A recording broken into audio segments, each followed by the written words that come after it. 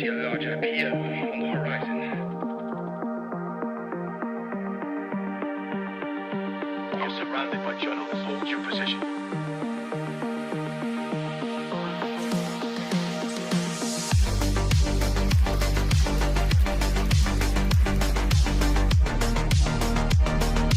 Overnight success. The Blazinator 3000.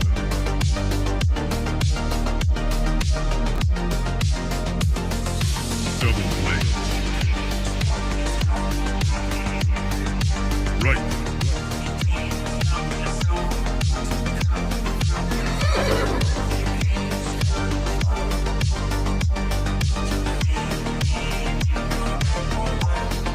That's misinformation.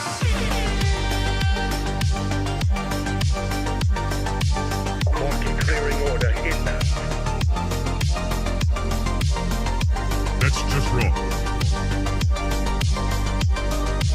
You're surrounded by journalists. Hold your position. Come, get up.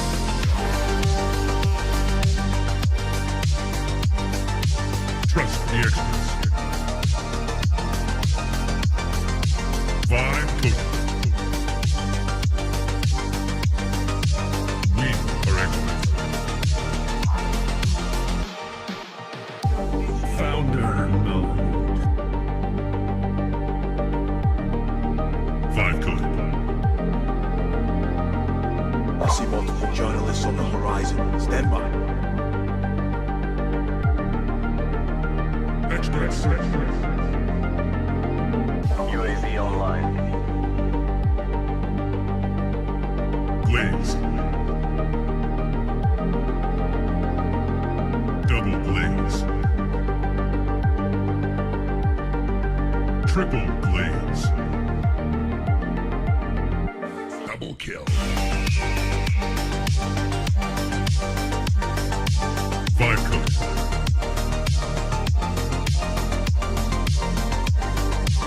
Wrong.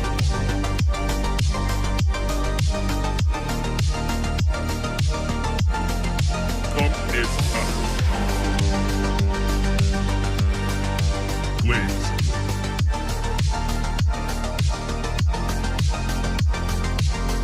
Team deathmatch.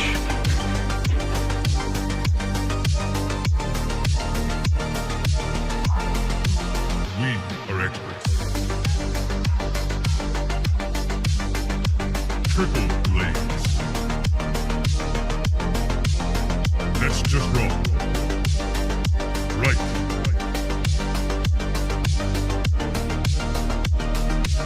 Marking clearing order inbound.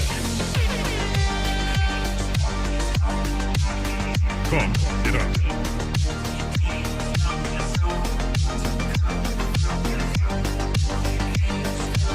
You're surrounded by journalists. Hold your position.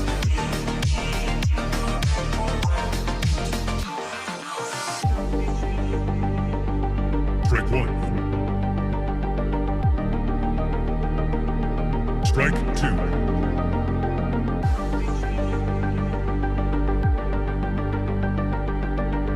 Activate Golden Retriever mode.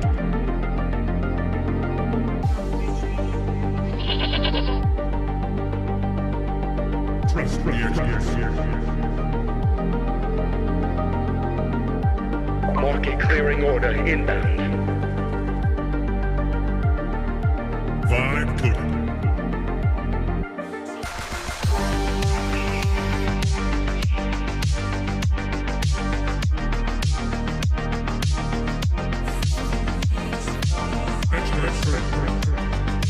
I see multiple journalists on the horizon. Stand by. Founder mode.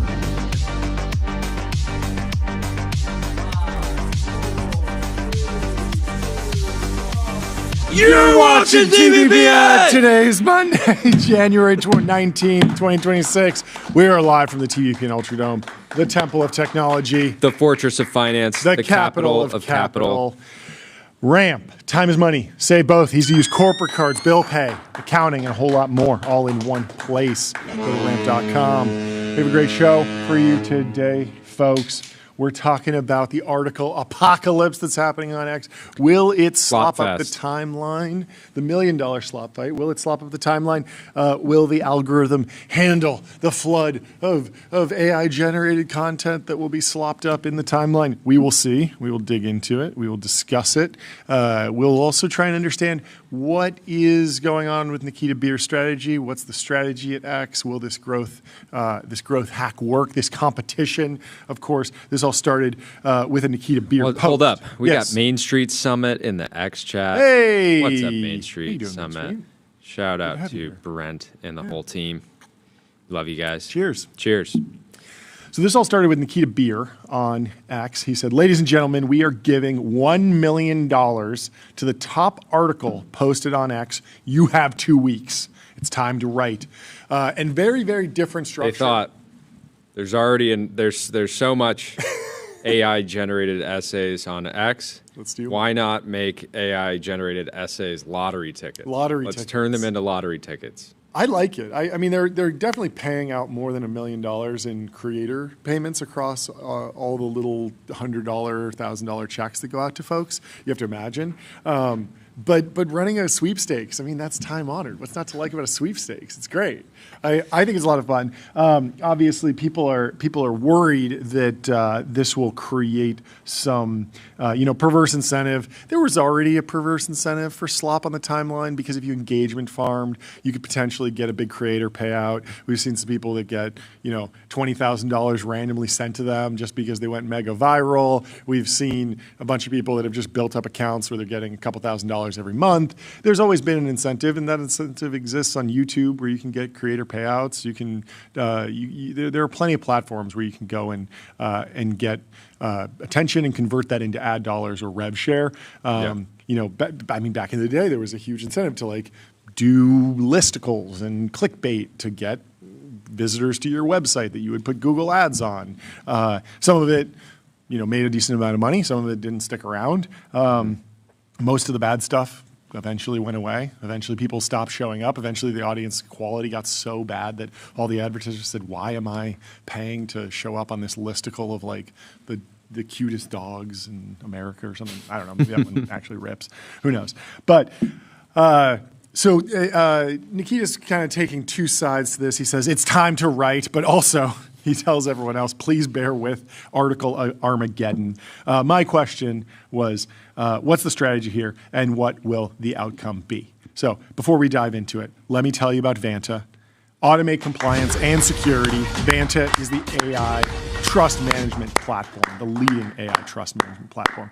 So it's sort of crazy to me how long Twitter went with 140 characters. Yeah. Do you realize Twitter launched in 2006? They held the line on just 140 characters for over a decade. It wasn't until 2017 that they doubled it to 280, which now feels still a little tight to get a tweet in under 280, but 140 was truly a constraint. You needed to be extremely terse and extremely concise. Yeah.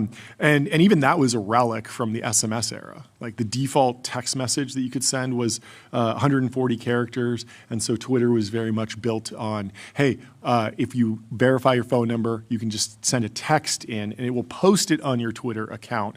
And so a lot of people in the early days were using it that way, although obviously people were also using it on web. It's always been an important watering hole for tech power players. The tech elite have always liked hanging out on Twitter, but it's never captured the value that it created. Like it was very, very hard because people are not in the same frame of mind as when they're scrolling Instagram Reels. You're basically shopping when you're on a Meta platform, and then you see an ad for and to be clear, Meta captures a lot more value, but certainly not all the value it creates. Right, that's the point of a platform. Yeah, you exactly. Create more value than you capture. Yep. But in the case of X, it's like, they were capturing a very small, very tiny percentage. And there were lots of stories about people building businesses that basically exported audiences from Twitter, or they went viral there. Ben Thompson talks about LinkedIn actually being a big early growth vector for him because links did very well. They would convert to his newsletter, stratechery.com. But people have done this all over the place where they've been consistently viral with threads, build up an audience, audience, and then they take it somewhere else to monetize it, either with subscriptions or ads, but they don't really do that commercial activity on the platform. And so there's always been a question of like, could X or Twitter capture more value? And a lot of that big turning point happened when Elon made the acquisition. So the Elon taking over felt like, okay, it's an entirely new day. Everything's moving way faster. Now, some of those projects had actually been in the works for months or years before. I think Community Notes was the big one, where the Twitter team had been building that infrastructure for a while, but they were just moving slowly. They had 5,000 people working on it for over 5 years. Probably something like that. But so Elon, it's not like he kicked off a lot of that many of these projects, but he definitely like greenlit them, shut things down, just sped things up, moved more. It's a speed thing. Exactly. Let me tell you about Okta. Okta helps you assign every AI agent a trusted identity so you get the power of AI without the risk. Secure every agent, secure any agent, secure our wide-angle camera because the Ultradome is secured by Okta. So 2023 was a big year for expanding character limits. They'd also previously acquired this Dutch startup Review, which was a direct competitor to Substack, but that product was shut down in less than 2 years, like January to January. They only made it 2 years, never really got it off the ground. And I think it was because it was sort of counter-positioned with Twitter. It was kind of like always, oh, well, if we get people on the Review platform, they'll leave or they'll take their audience elsewhere. It never really felt. Yeah, and I don't know that a lot of people had some incredible faith that, hey, I want to build my business on like a Twitter, I mean, even pre-Elon, there had been companies, startups that had built on the Twitter API, which had gone through a number of version changes. Elon made some more extreme changes to that. But there were plenty of times when people would build businesses like too closely to any platform, really, and then they get steamrolled. Whether you're, Zynga building Farmville on Facebook, and then they change the algorithm or they change the integration, and all of a sudden your growth engine's just gone. This happened with Teespring. They were selling custom T-shirts, so they would go and figure out a specific profile, like people who run podcasts with the last name Hayes. And then they would like print a custom, they would generate an image of a shirt. And it'd be like, yes, my last name is Hayes. Yes, I'm a podcaster. And I'd be like, I gotta have it. It was like, who is buying this cringy nonsense? But it really sold a ton of shirts, and Teespring was on like an absolute like meteoric rise. And then they changed the algorithm and they stopped a lot of those advertisings because they felt creepy, because it was like, wait a minute, like why am I seeing an ad with my last name and my job title in the image? Like it's too much. And so Facebook put a kibosh on that, and the rest is history. But they've been working on making X a more literate, long-form platform for a while. 2023. We need to teach our users the English language. We need them to read more than 180 characters. So they've obviously done a ton in video.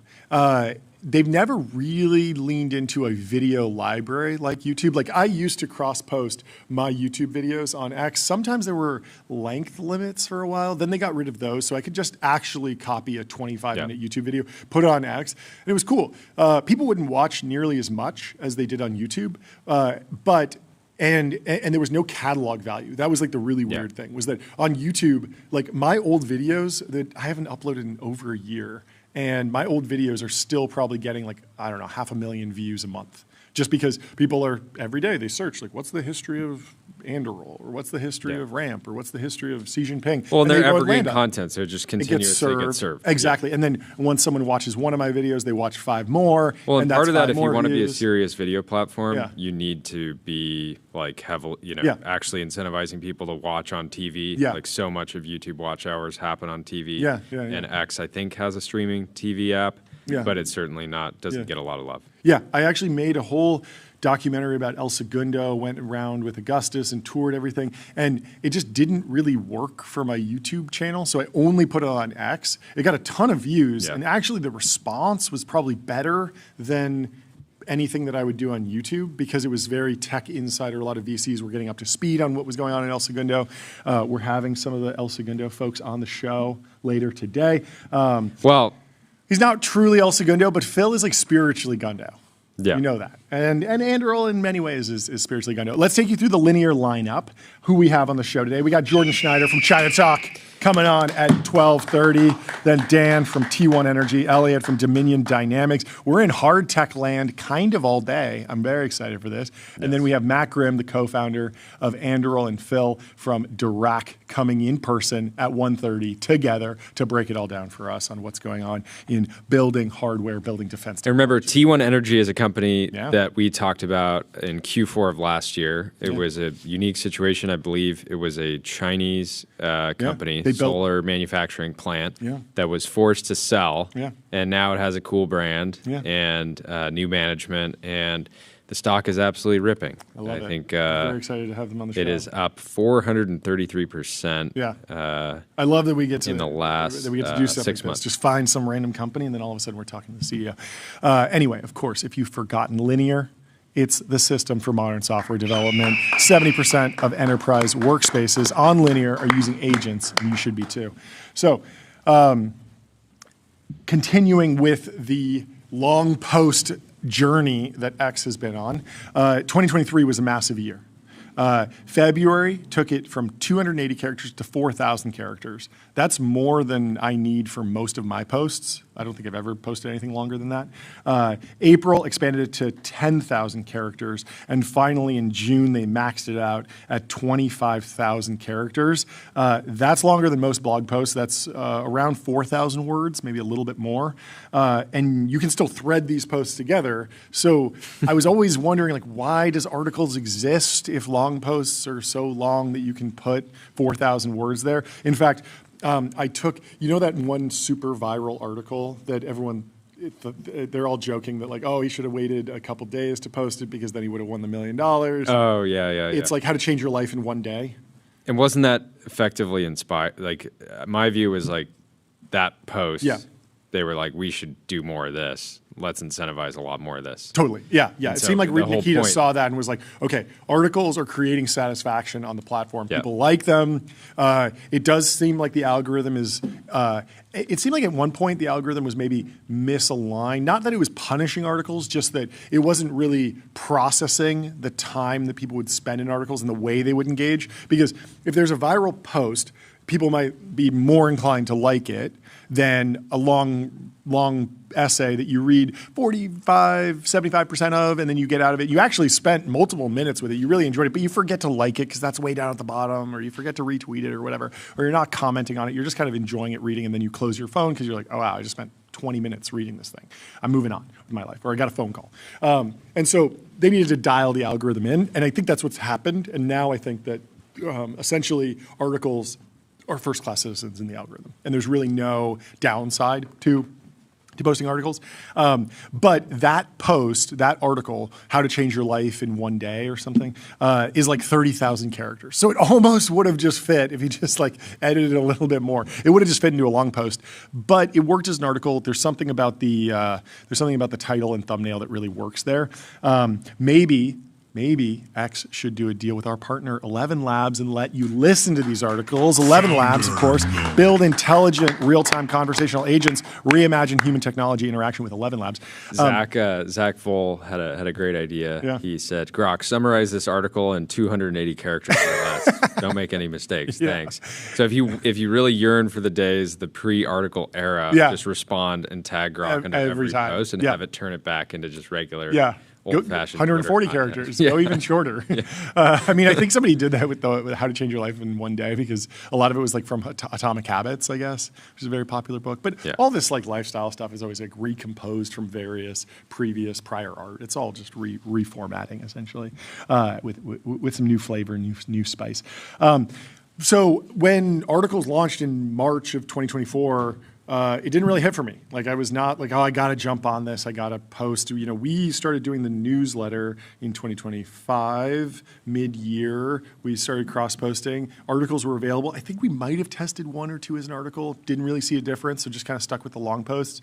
But last year, so my pieces are usually around 5,000 characters. They fit fine in a long post. I was doing long posts until I saw Lulu Maservi, friend of the show, posted standing out in 2026 as an X article. Now, she's been viral before for Going Direct, the Going Direct manifesto, which was a thread of long posts. And I think it was maybe just a really long post or maybe a thread of long posts, but I really liked that format. And I would actually use that format as sort of a template for if I wanted to communicate something in a few paragraphs, I would sort of look at what she did with the Going Direct post and use that as like the backbone. Obviously not taking specific words, more just like, okay, you want an intro paragraph, an opening paragraph, a couple bullet points, a summary, a takeaway, like, and what's really interesting is that her standing out in 2026, it's an X article. It has a header image of these robots, and it grabs you, so you click on it, and it was dropped January 5th. Good timing, kick off the year. It went super viral, millions of views, thousands of likes, but it's really, really short. It's only 443 words. It's under 3,000 characters. So it easily would have fit in a long post, but she went with article. It worked, and when I saw that, I was thinking, okay, maybe we should do articles for our pieces, and I've been doing that, and it's been fine. It hasn't been, honestly, the metrics are exactly the same. So maybe I need to work on the titles and thumbnails or something. But it's not like articles have been some magical cure-all or oh yeah, we're getting 10x more views now that we're using articles. It's kind of the same thing, but it does seem like an interesting format that maybe they will surface other ways. I think it's a better experience as a reader. Maybe. I think so. It's hard to tell. I mean, you can definitely, if you take advantage of the formatting, maybe, but and you're doing bullet points and bolding and italics, like you can write embedding more rich. Posts. Yeah, embedding posts is cool, and also images in the. I saw one that had like graphics, and it read almost like a stratechery piece. It had embedded images and stuff. It was cool. I don't. Gabe in the chat had an interesting idea. He said above X should acquire Beehive, which would be kind of interesting because like Beehive. Yeah. One of the issues with the review acquisition is that I didn't know anybody that was like building a business on review. Yeah, right. That's true. It seemed like Twitter had done a couple of these like early stage acquisitions. Like, I mean, Vine was very early pre-monetization. They did, I think, Periscope, the live streaming video platform. That was maybe pre-revenue, like pretty early. We talked to one founder who sold his company to Twitter before they even launched. And so the previous Twitter management was very quick on these like smaller acquisitions of like pre-launch but venture funded. The team's been building for 6 months. They go and show the Twitter team, and the Twitter team says, "Hey, how about we take it for 100 mil or something like that?" And it's a great outcome for the founders. And then years later, they gripe that they should never sell the company, like the Vine. Yeah, that era, I feel like taught San Francisco that like some of these smaller scale acquisitions were just relatively straightforward, commonplace. Yeah. And then in the 2020s, people realized that that era just kind of went away. Yeah, it either turned into like these so mega acqui-hire apparently things. Twitter had done approximately 79 individual acquisitions. Wow, that's a lot. They did Telepart, which was digital advertising, was $500 million. Magic Pony, 2016 for around 150 million. Nip, social media data aggregation, 134 million. Tap Commerce, which is mobile ad retargeting for 100 million. Periscope, if you remember that. Periscope. Vine, TweetDeck. So, bunch of different deals. Yeah. Before we move on, let me tell you about Gemini 3 Pro. It's Google's most intelligent model yet. State-of-the-art reasoning, next-level vibe coding, and deep multimodal understanding. So strategically, this big article push, it feels like another shot at Substack, Chris Best's company. I didn't put Substack in my article because I'm up on the algo speak. I'll say unalived. I'm not afraid of the real word, I guess. No, I am terrified of the algo and being punished and shadow banned. So I said Chris Best's company. This is best practice if you want to talk about Substack. But I don't know that anyone's going to be rushing to get off of Substack based on this because the value of Substack, the value prop is that you own your email list. So you have a direct relationship with your audience, and you could take that anywhere. You could leave at any time. You can even take your Stripe account with you, which is a crazy thing. It's so creator friendly, and Substack's made that their brand, and they built a great business around it. And long term, I think Substack should probably figure out how to build some sort of ads product that can run across all of the different Substacks, because that would probably be a total TBPN victory. It would. They've been very anti-ads. But I I just see like, what does it take to get Substack into the Snapchat, Pinterest, Reddit category, sort of like decacorn category? And you imagine that for a lot of these, like they're clearly trying to push people into the Substack app, but even just embedding ads here and there, it could be done tastefully. I think it could be done in a way that's not too abrasive, and you're getting a lot for a little. Now, of course, like, we use Substack. We don't charge for our newsletter, tbpn.com. You should go sign up. So if they put ads on ours, we'd be like, that's sort of a downgrade. We want to put ads on ours. But I think just from a business perspective, it would make sense and really open them up to some big dollars at a certain point, because there's a very high value audience. You had kind of a rough theory that maybe there was some logic to doing this just for having new training data. Yeah, so there's this idea that somebody Untitled YouTube chat says the data is worth 10x more than 1 million. There were a few people that were mentioning this. Before we dig into that, let me tell you about Plaid. Plaid powers the apps you use to spend, save, borrow, and invest, securely connecting bank accounts to move money, fight fraud, and improve lending. Now with AI. Talk about a company that feels very immune to vibe coding. Like, Plaid? You don't want if somebody comes to you and they're like, I got Plaid, but I'm going to charge you half as much. Yeah. It's like, well, I'll take the real one for storing and processing my customers' financial information. Yeah. Anyway, Noah in the chat says, I don't want to read Substack without ads. So there we go. Thank you, Noah. advertising strongest soldier. But so the question is, like, you put out this $1 million bounty. How many people will show up? How many articles will actually get posted? I am seeing a lot of articles in the feed. It's also hilarious when you see like a Fortune 500 CEO post an article. You're like, oh damn, are you really down and you need a mill? Like, what's going on, buddy? And it's like, no, they're just posting news and they just need to get something out, so they use an article. Yep. But it's funny to imagine that they're like, oh man, the million would change everything for me. Yeah, it's what I need. It's what I need. But Tim Cook starts ripping articles. He's just like, I need to. Yeah. I can't be like within the same. We're not going to do a keynote this year for the new iPhone. We're dropping an article, and we're releasing it 9 months early. No, the question is the data valuable? So $1 million, how many people will show up? How many people will play the game? How many people will buy a lottery ticket by writing original articles that go viral, generating articles? There's already a lot of allegations of AI slop in the articles feed. Every time I see an article, somebody tags that AI detector, Pangram Labs, and I mean, says, I've been seeing so many people quoting articles, sharing them, and say, you need to read this. It's incredibly well written. Sure. And then I tap in, and it's just obviously slop. Mm. Some people love slop. I mean, we're going to get into this with the Hollywood reaction to. Can we get a pig sound effect? Thank you, Scott. To the latest Joe Rogan episode, but. Some people just there is more and more content on the internet where I see it. Me and you can clock it as AI, but you read in the comments and everyone loves it. And they're happy. This is what Sam Altman told us. Like, one person's slop is another person's treasure. Like, some people like this stuff. Also, there's the interesting counter dynamic, which is I don't use AI to write. I don't even put the final draft through an LLM to like reality check it or do anything. I just sort of hammer on the keyboard and type, and if there's typos or weird phrases, that's my style. You're just hearing it from my brain. It's like a brain dump.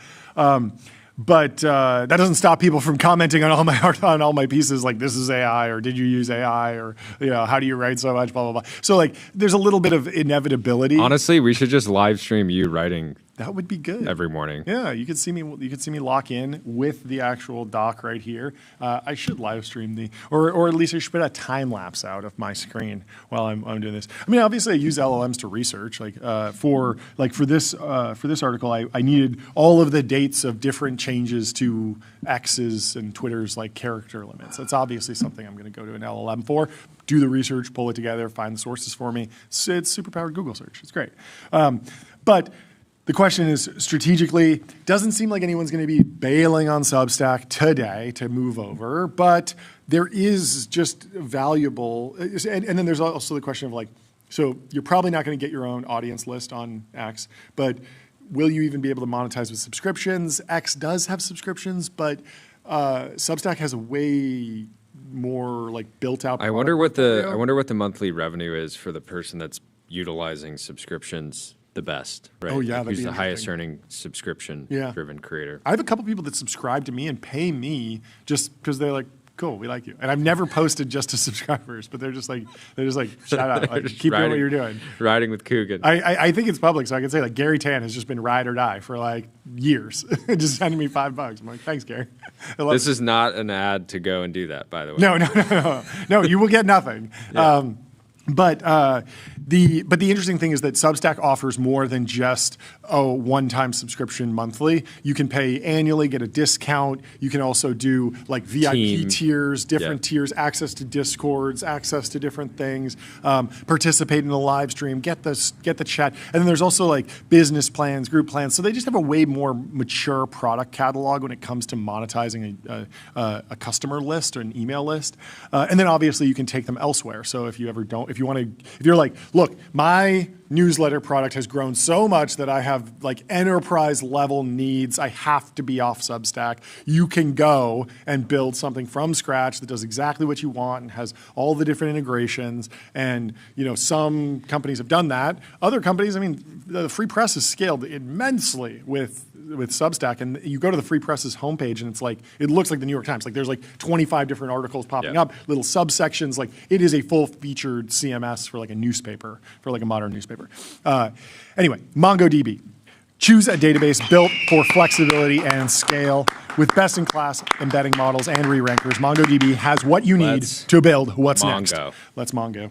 So, how did you conclude? So, what was your takeaway? My question was, so I don't see anyone who's a writer online, who's on Substack, being like, okay, now's the moment. $1 million is on the table. I'm shutting down my Substack and I'm going over to X exclusively.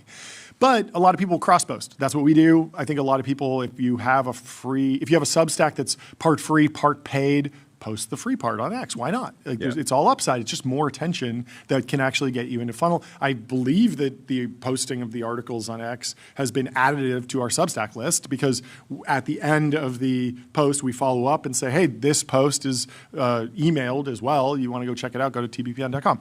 And so I think this has been net growth. I don't think people have been like, oh, I'm unsubscribing from TBPN's newsletter because I'm getting it on John's random Twitter feed that may or may not surface to me in the algorithm. But I don't think so I don't think X needs writers to go all in. I just think that they want more copies of the best writing to make their way to X. And so if you have a great YouTube video, they want you to share it on X as well, so then they can surface that to people. If you have a great piece of writing, put it on X as well. And I think this does that, and I think they'll be successful there.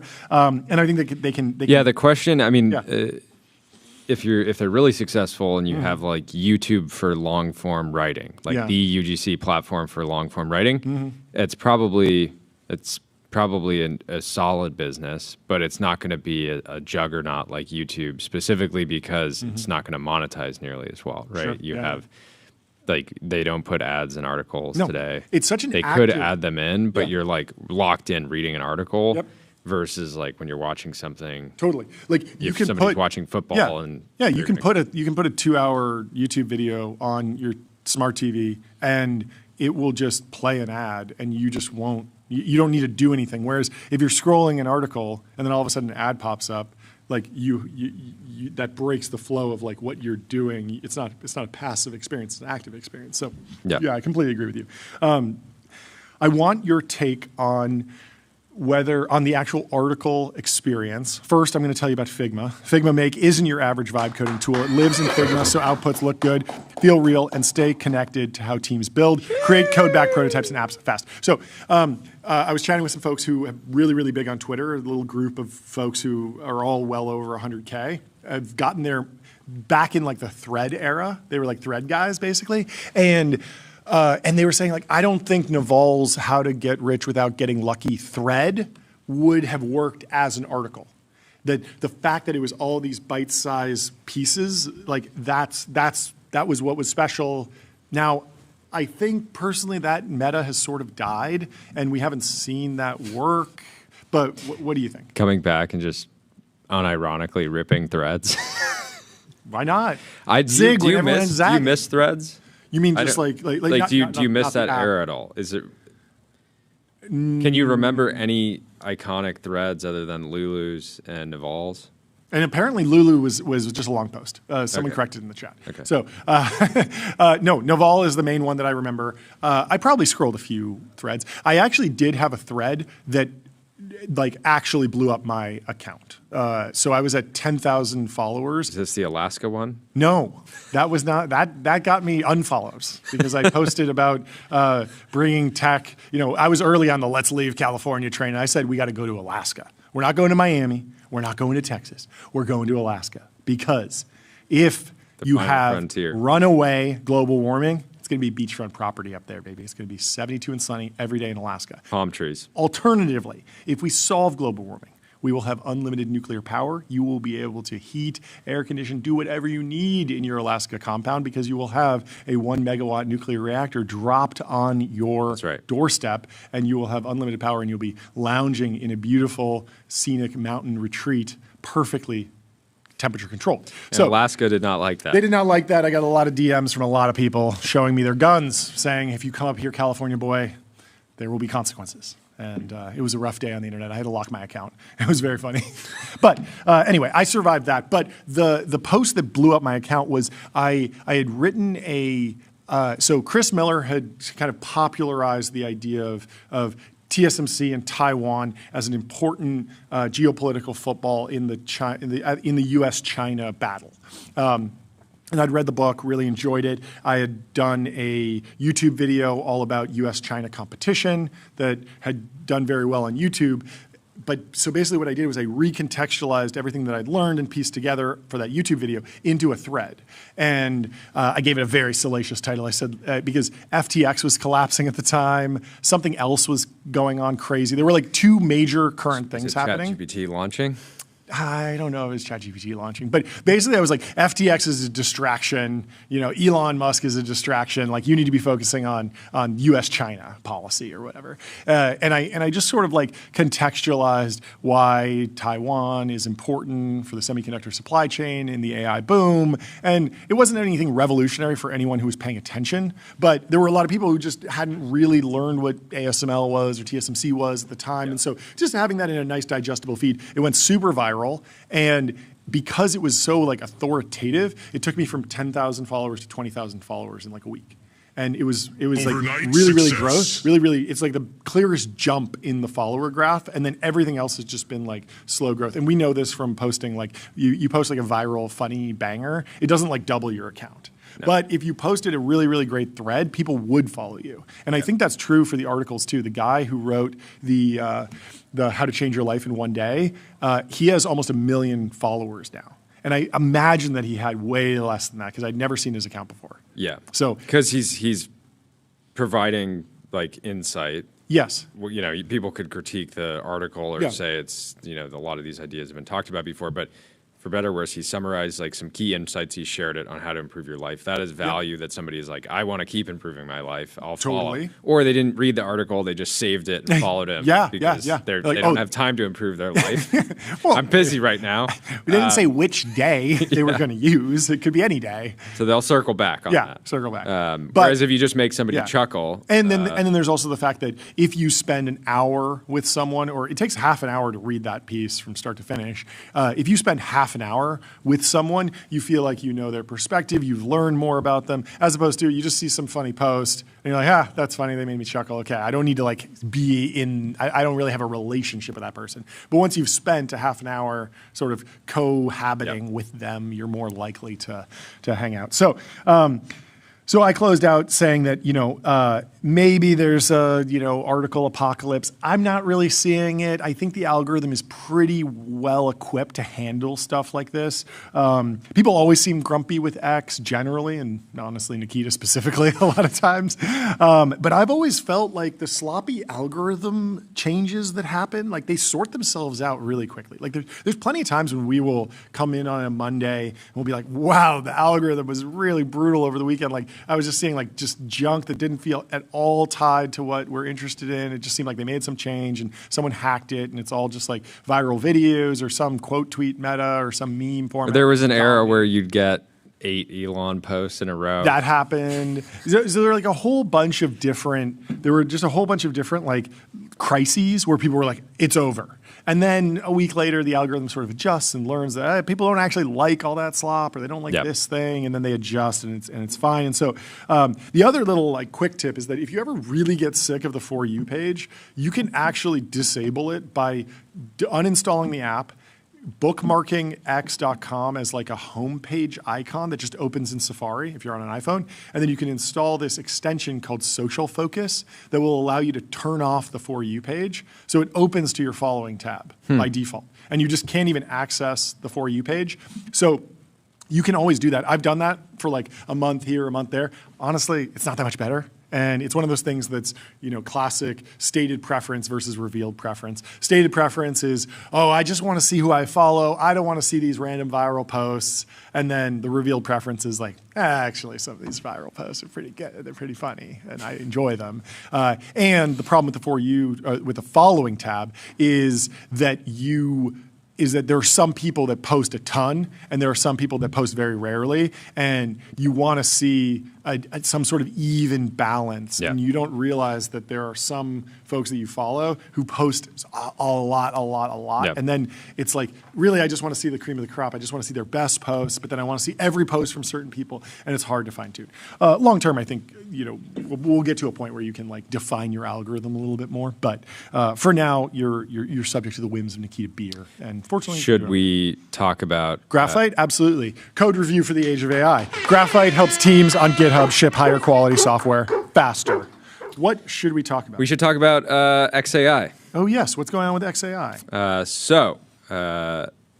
Ty Morse did a podcast with, I'm going to potentially not pronounce his name right.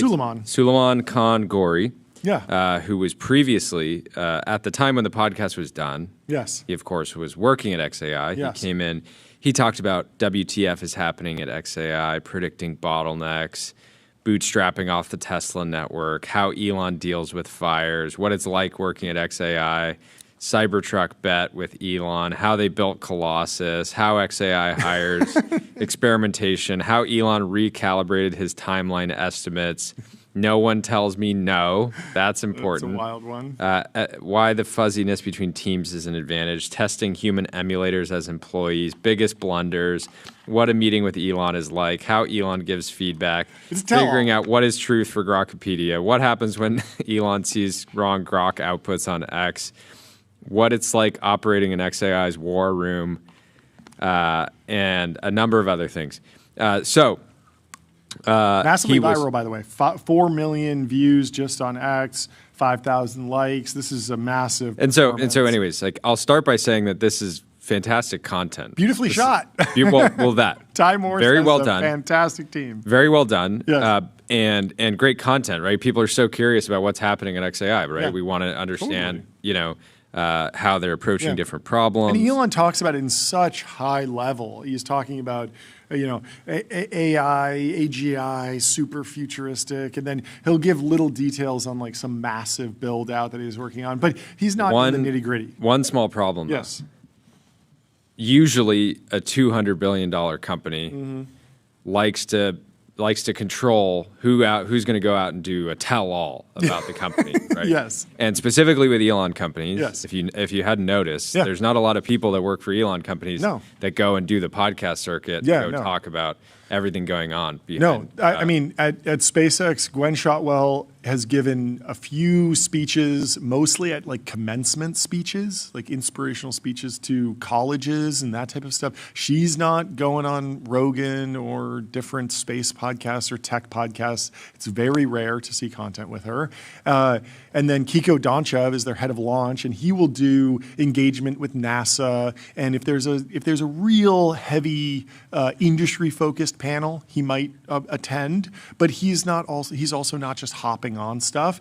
And then beyond he's not trying to create like thousands of superstars. No. Right? He wants you to work for him forever. Yeah, I saw a post in here. But when a company, when someone super talented leaves, it's not like Elon in general is lining up and saying like, let me do your first round. Let me do your first, like, 10 million, 20 million, 50 million bucks, right? He's actively trying to incentivize people to not develop big brands. He wants people to stay, and he wants to be able to control the messaging. And wait, speaking of that, look at this Sam Sheffer post. He went and found 15 years ago, he did a SpaceX office tour. It is so, like, it's crazy. It just looks like a cubicle office. But in there, Sam Sheffer finds that there's someone who works on propulsion named Matthew McCune, and he's been on propulsion for 17 years and 8 months. Like, that's exactly what Elon wants, a true believer who's riding with him through thick and thin, and has probably done extremely well financially, worked on really interesting problems. Is he going to be a household name? Is he going to be a podcast circuit? No. But does Matthew really want that? Probably not. He wants to propel the rockets, and that's exactly what he's done for nearly 2 decades now. So that's the Elon strategy, and you should know that going into that environment. Maybe it should be more explained, but it certainly ended in disaster in this case. The funny thing is, I didn't catch all of the interview, but they talk about like how like HR in general is like not super formalized at the company. Sure. And so you can also imagine that like PR and like the media relations team is not super active. Yeah. Maybe nobody in HR said, "Hey, don't go do an hour-long podcast." Yeah. If you're anybody but Elon, maybe don't do an hour-long podcast telling all. And so, of course, people. What happened ultimately? Suleiman. He said he left AI. We don't actually know what happened, but it is odd to go do an hour-long interview and then quit. Anyway, so I think like good intentions potentially took the concept which he talks about in here. No one tells me no, a little bit too far, but.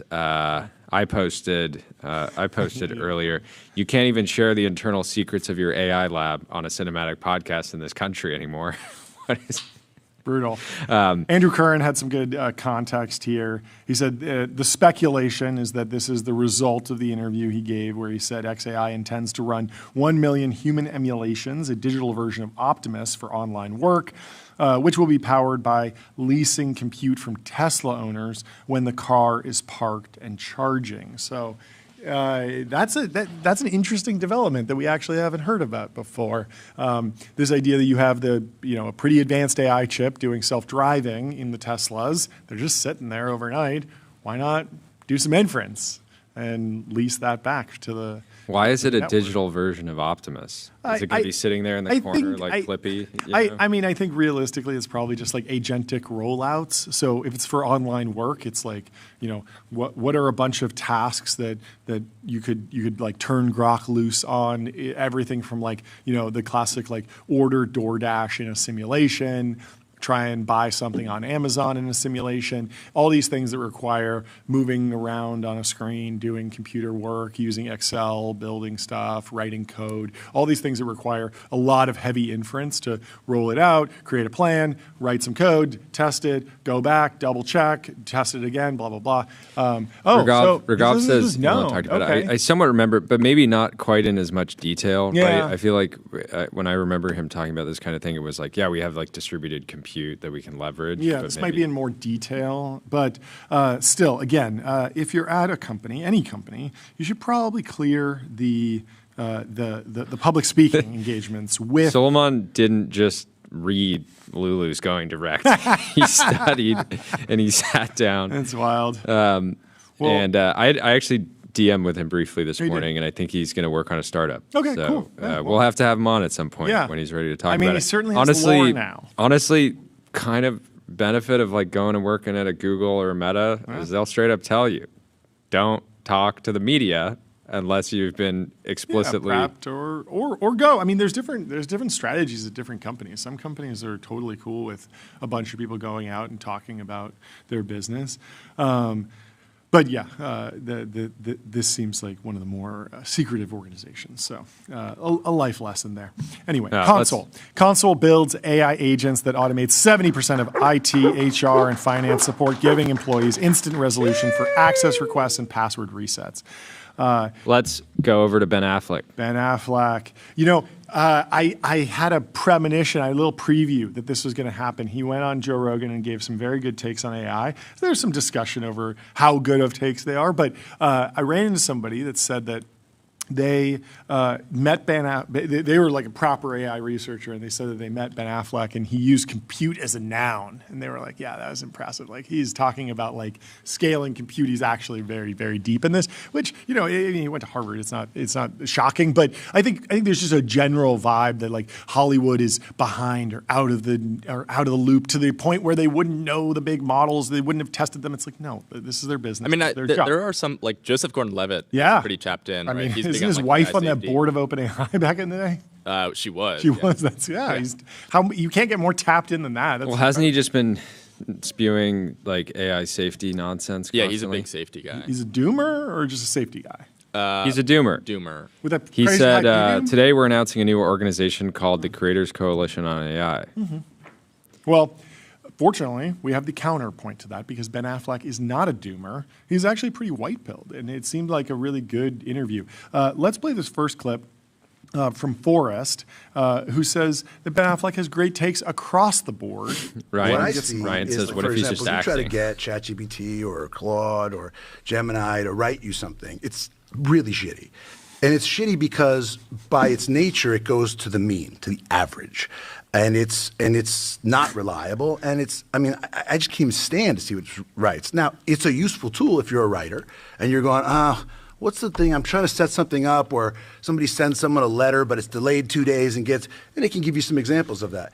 I actually don't think it's very likely that it's going to be able to write anything meaningful, and in particular, that it's going to be making movies like from whole cloth, like Tilly Norwood. Like, that's bullshit. I don't think that's going to happen.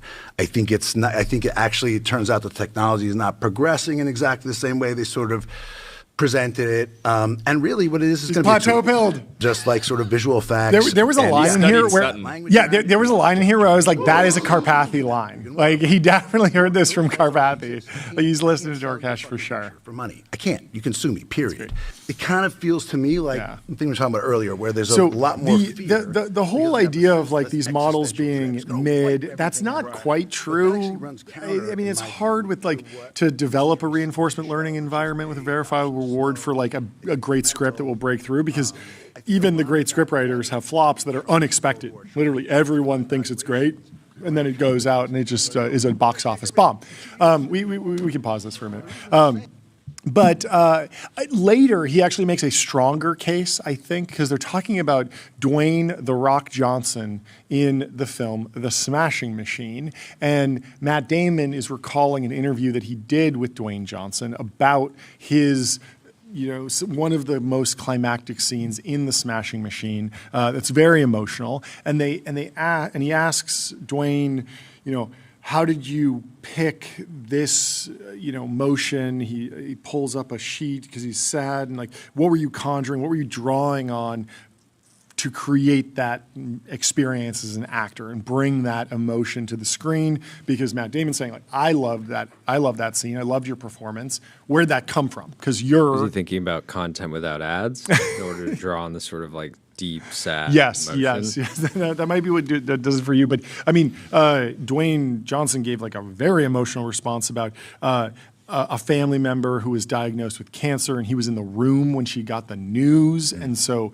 her reaction, he was like channeling that. It was very emotional. And then the other one was, I think, about another family member who had substance abuse issues, and so it was just this very unique blend of human experiences that he was able to bring to bear. And I continue to think that the lore and the storytelling that happens outside of a piece of content is as important as the actual content in many cases. This was the same thing with art and the NFT boom. It's not like the scarcity is important, but the storytelling behind the art piece is a lot of it. Like, people like a Van Gogh because they know about him cutting off his ear and all this history, and he's in all the history books, and everyone just knows Van Gogh. And yes, you could go or even with cars, right? It's a car is worth more if the previous owner was significant in some way. Yes. A Steve McQueen is gonna sell for more.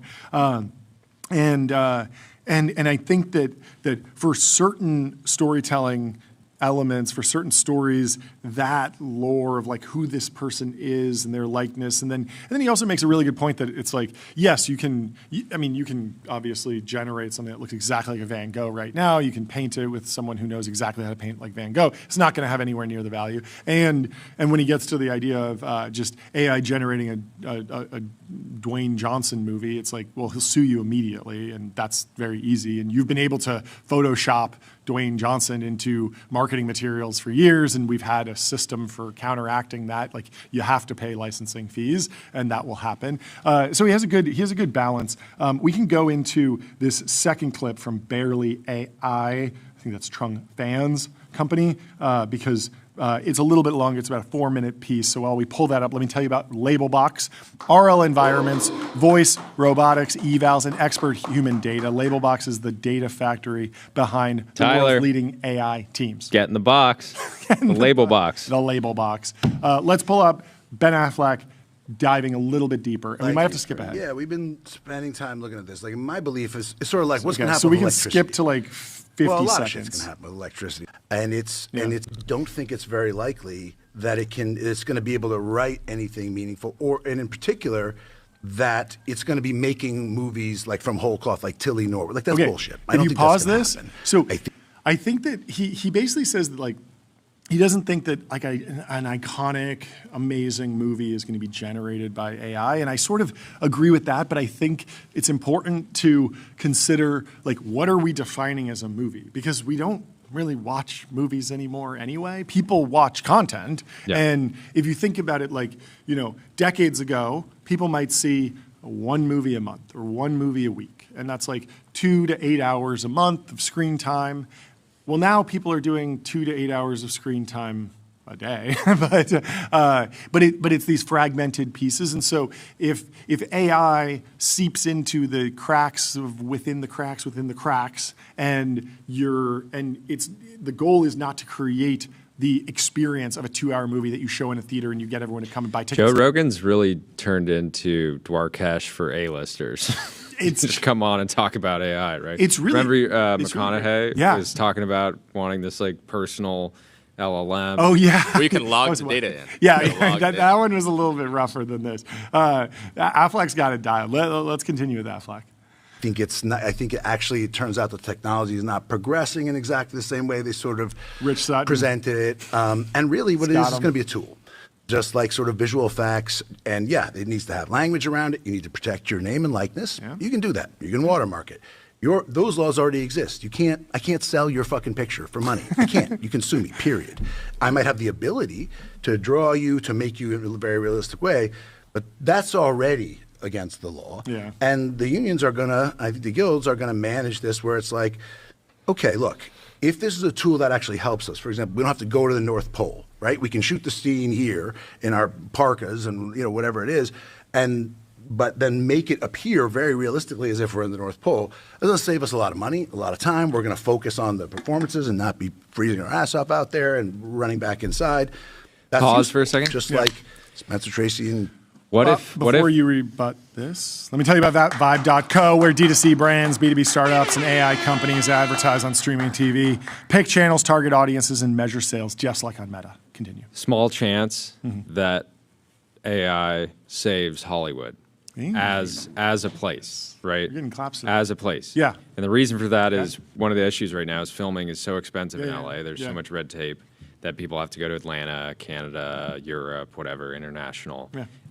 But all the talent, the writers, directors, producers, the platforms, they're still here, right? Yeah. It's very depressing. It's a bad vibe. All the restaurants are shutting down. Everything's cooked. But if you can start to generate the content here, just on your computer, there's a chance that you see a kind of resurgence in Hollywood, the place, right? Yeah. And I think that realistically, that is the strategy that the industry should take, because like having this concentration here, there's already so much talent. Keeping it here actually embracing AI is much more likely to revitalize the city. Yeah.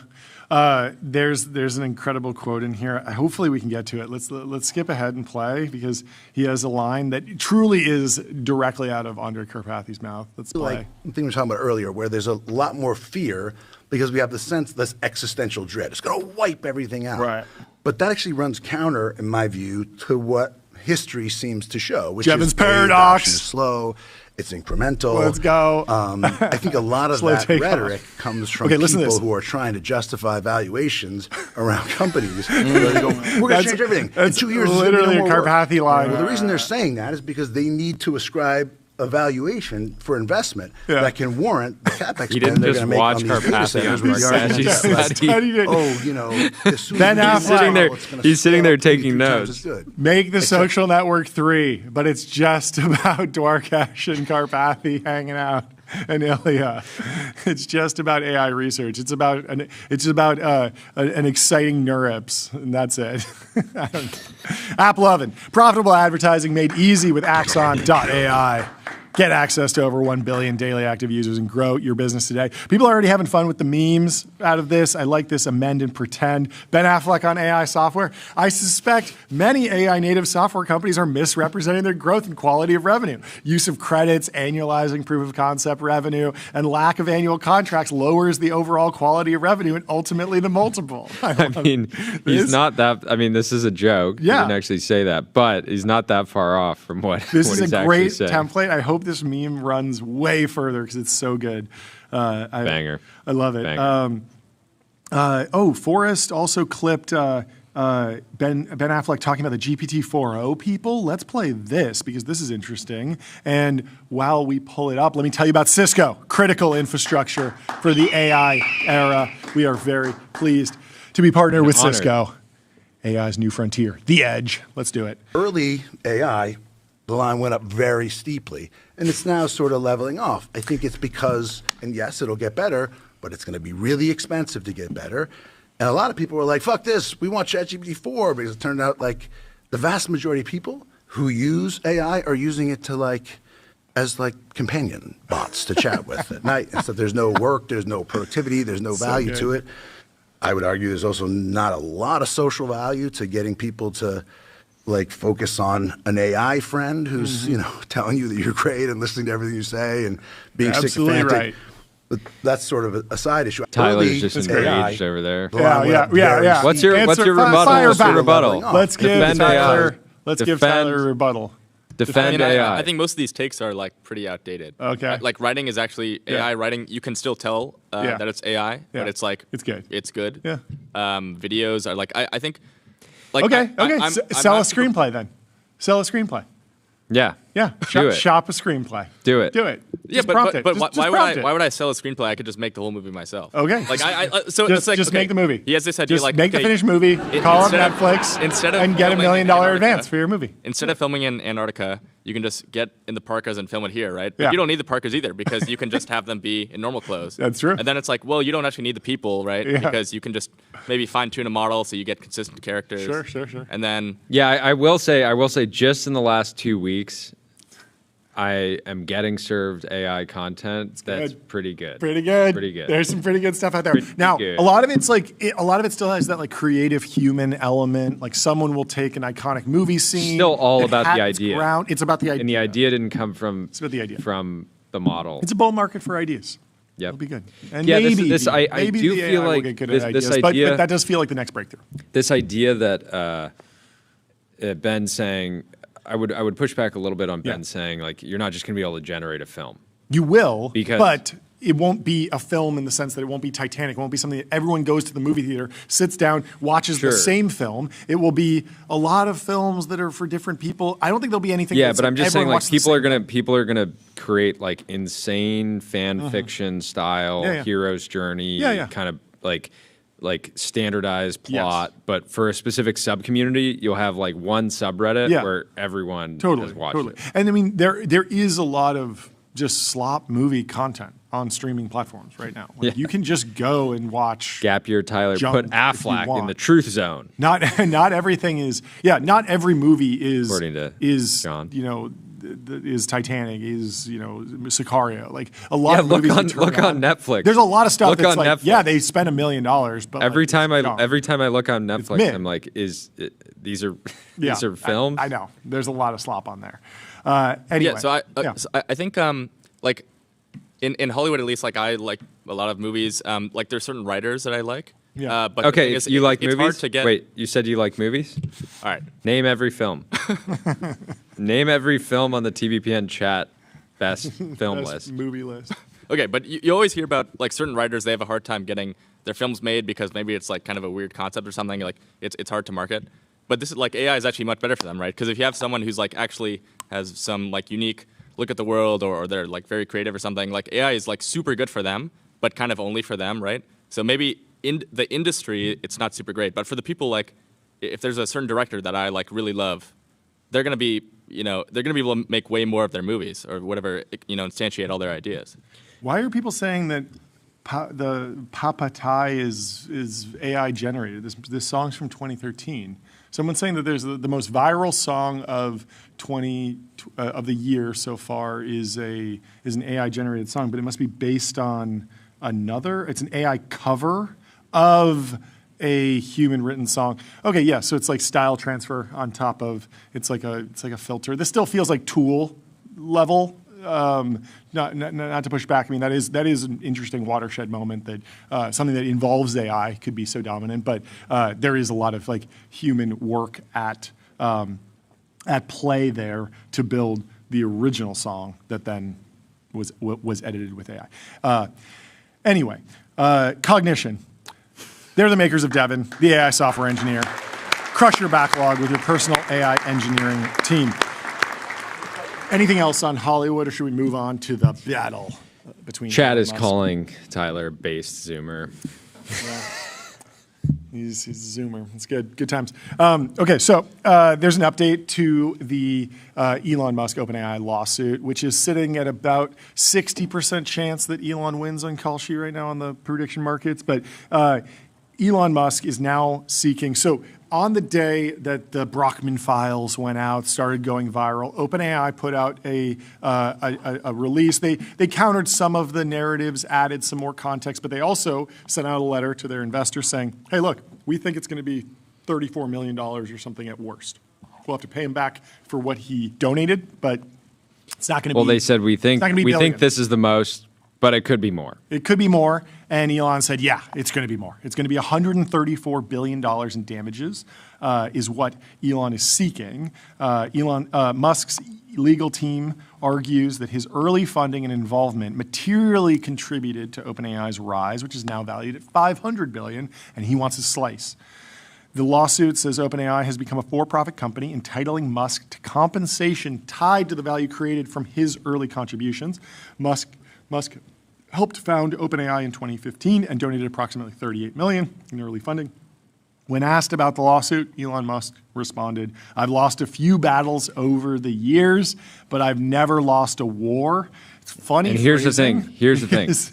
So great line. Yes. But I don't think this lawsuit is the war. Yes. I think it's a battle in a longer war. Yes. And I think that it may play a role in how this sort of like war between XAI and OpenAI or Elon versus Sam evolves. But ultimately, like this judge is not going to make, the judge and jury are not going to make a decision that just like decides the war, right? Yes. It's just the war is going to be won by overwhelming domination in the categories that they compete, which right now consumer, enterprise, and I'm sure. If he gets that, it's like over 25% of the company, something like that. And that's going to be huge. And that's going to be hard again, depending. I'm sure it'll come out how much Sam owns exactly in the case. Yeah. But it's going to be hard to justify that he deserves more than Sam, given their. And also just play out what happens if Elon does get all 134 billion. it's like you're not CEO, you don't have board control, you don't have super voting shares, but you're a massive shareholder that can just constantly do shareholder lawsuits. And so that's going to be incredibly annoying and very bad. But at the same time, like maybe a distraction. How do you actually get to control if that's what Elon's going for? It's a very, very odd scenario to work through, even though I don't think it's likely that it lands there. We will see what the judge thinks of and where the damages land if he wins, which is still not guaranteed by any means. It could wind up being a Pyrrhic victory for Elon. It could be something where he wins the battle, but he loses the war in the sense that like it's a distraction. There's going to be a ton of discovery. It'll be ultimately, even if he gets 100 billion, he's worth 700 billion. It's like a drop in the bucket. Or I mean, he's like 10% richer then. Okay, does that really matter? 20% richer? Of course it matters, but it's not. Gabe that says crazy. once I churn from ChatGPT, they are screwed. The straw that broke the. Yeah, a couple people back. have been coming out rallying support of Elon, saying that they're churning, they're out.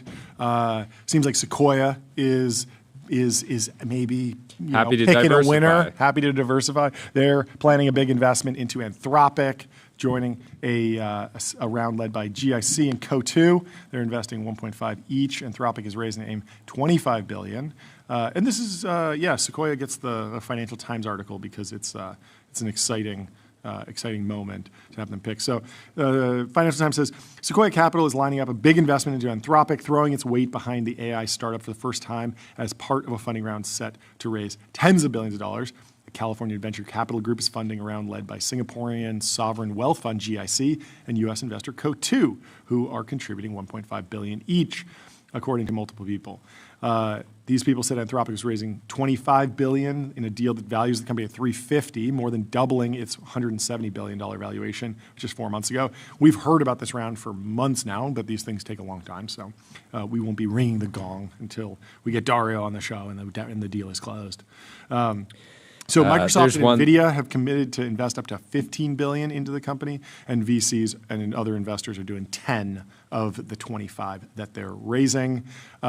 Sequoia obviously had the shakeup. Roelof, both in charge of Sequoia, passed on previous funding rounds for Anthropic, was wary of the concentration of VC investment into a handful of highly valued startups, arguing that venture capital was not an asset class. He said in an interview last year that throwing money into Silicon Valley doesn't yield more great companies. He was ousted in November, with the firm's partners electing Pat Grady and Alfred Lin to co-lead the firm instead. Sequoia was an early investor in Google, give it up Apple, stewards. The stewards, Google, Apple, Airbnb, and Stripe, and has backed some of Anthropic's biggest rivals. Sequoia invested in OpenAI's funding round last year and Elon Musk's AI group XAI. So venture capital firms rarely back rival startups in the same field, preferring to pick winners in each category, but the scale of the financial opportunity in AI has changed that approach. And Claude Code is just too much fun. They love it. They can't stop using it. And so they had to get a check-in. But got to get a piece. Anyway, Railway. Railway simplifies software deployment. Web servers, apps, and databases run in one place with scaling, monitoring, and security built in. Well said, John. Continuing. Little known fact, Sequoia was an early investor in Il-Fornaio, owning 6.3% of the company at its 1997 IPO. I love that the Sequoia team in the early days was like doing pizza joints and restaurants and software. Didn't they own Chuck E. Cheese, right? Yep. That was a funny one. So, this is from Andrew Reed. Il-Fornaio owns and operates 13 full-service white tablecloth Italian restaurants serving creatively prepared, premium-quality Italian cuisine based on authentic regional recipes. What a fantastic business, and Sequoia Capital got a huge slug, 6.3% at the IPO. Sad news, Il-Fornaio, how do you say it? Il-Fornaio. Il-Fornaio. They're closing their restaurant in the Bay. Il-Fornaio was like the cool spot to go before high school dances when I grew up. It was like I think there's one in Pasadena. It's really good. I hope that they can keep it open somehow, or someone can. This feels like a FTX of that era. Just close, shutting down, closing locations. Sure, yeah. So much history. Sequoia involvement. Ridiculous. Now, that was obviously years and years ago. Anyway, these guys love violating narratives. It is so funny to think about Sequoia getting a deck for a restaurant. Being like, and this being is like, right. We gotta get into this. This is right down. We gotta the get lane. into right down the fairway. Right down the fairway. This is our sweet spot. We've been waiting. We had a market map of restaurants. We had authentic Italian carved out. There was no one there. We did a 2-axis graph. Italian, authentic. You're in the sweet spot. Well, you got a deal. We're taking. You were not going to believe this. The founder for the partner meeting invited us to the restaurant. The food was fantastic. They actually did another restaurant later. They did the Melt. Are you familiar with this? No. Sequoia did the Melt, which is a grilled cheese spot. It's still going. It's all around LA. I enjoy the Melt. That is. Yeah. It's grilled cheese. As if I needed a reason to love Sequoia more. I know. They're amazing. They're supporting the grilled cheese. It's a really funny story because the founder, I believe, was like a amazing physicist, like a genius mathematician or someone like really, really quantitative. And they were like, "You're the one that can solve fast casual grilled cheeses." And I think he scaled the business. I think it's done pretty well. But, Wall Street Journal article from 2014. Sequoia backed the Melt, moves beyond grilled cheese. Yes. Yeah, they have burgers now. They have soups. I used to go there. They got burger melts, chicken melts, mac and cheese. I'd get a grilled cheese and a cup of tomato soup. It was delicious. It was amazing. Anyway, Shopify. Shopify is the commerce platform that grows with your business and lets you sell in seconds, online, in-store, on mobile, on social, on marketplaces, and now with AI agents. So David Sachs says narrative violation, and Joe Weisenthal says these guys love violating narratives. The narrative violation is that the largest AI data center uses roughly the same amount of water as 2 burger joints. There are over 200,000 fast food restaurants in the United States, so this is a tiny amount. This is, of course, from SemiAnalysis.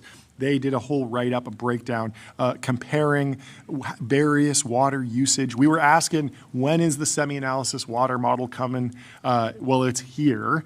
And they did a whole analysis on how much water these data centers are using, and it's a lot lower than people think. It's in many cases less than golf courses. It's not nothing, but it certainly seems manageable, which is great news because people have been worried about this, and now we have some hard data to point to when you want to say, hey, the water thing's actually not that big of a deal. Let's focus on the energy thing because that actually is a big deal. Let's build some nuclear power plants. Let's get some solar on the ground, and let's get some more energy up and to the right. So there's another narrative violation. Another narrative violation has hit the timeline. David Sachs says, narrative violation. According to BlackRock, the U.S. does not have enough workers to meet the surging demand for the construction boom. AI is creating too many jobs. And there's a beautiful picture of overnight success, some sort of construction equipment. And so the BlackRock is now warning that a worker shortage could hurt construction boom. We heard that story. If I was graduating, high school, college, didn't want to work in an office, I would actually get a plane ticket down to Texas. I'd show up to Abilene with my ID and say, "Put me to work." Yeah. And I bet you could get a job there. I've told several people to do that, at least like take the trip to some of these like new gold rush towns and see if there's a way to bring your business there as a real estate agent, a lawyer, like whatever you're doing, like actually go and understand like how much is this going to change the community? Because it certainly has in the past. Anyway, CrowdStrike. Your business is AI, their business is securing it. CrowdStrike secures AI and stops breaches. We were hanging out with some folks at the Singer Drivers Club yesterday. Our friend of the show, Paul, and a number of the coaches who are professional drivers were talking about how much a legend George, founder of CrowdStrike, is. Like he has the respect of like the most elite drivers in the world. It's awesome. Like this guy is the real deal. Speaking of driving, we have seen Elon.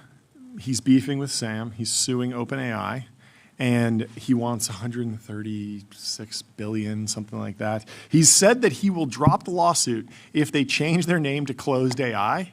And there has to be a point where if the judge is about to actually issue $136 billion, call up Delaware. Hey, no, I got a name change. This is not a joke. I mean, like would ChatGPT actually see a decline in user numbers if they change the company's name to Closed AI? I don't think so.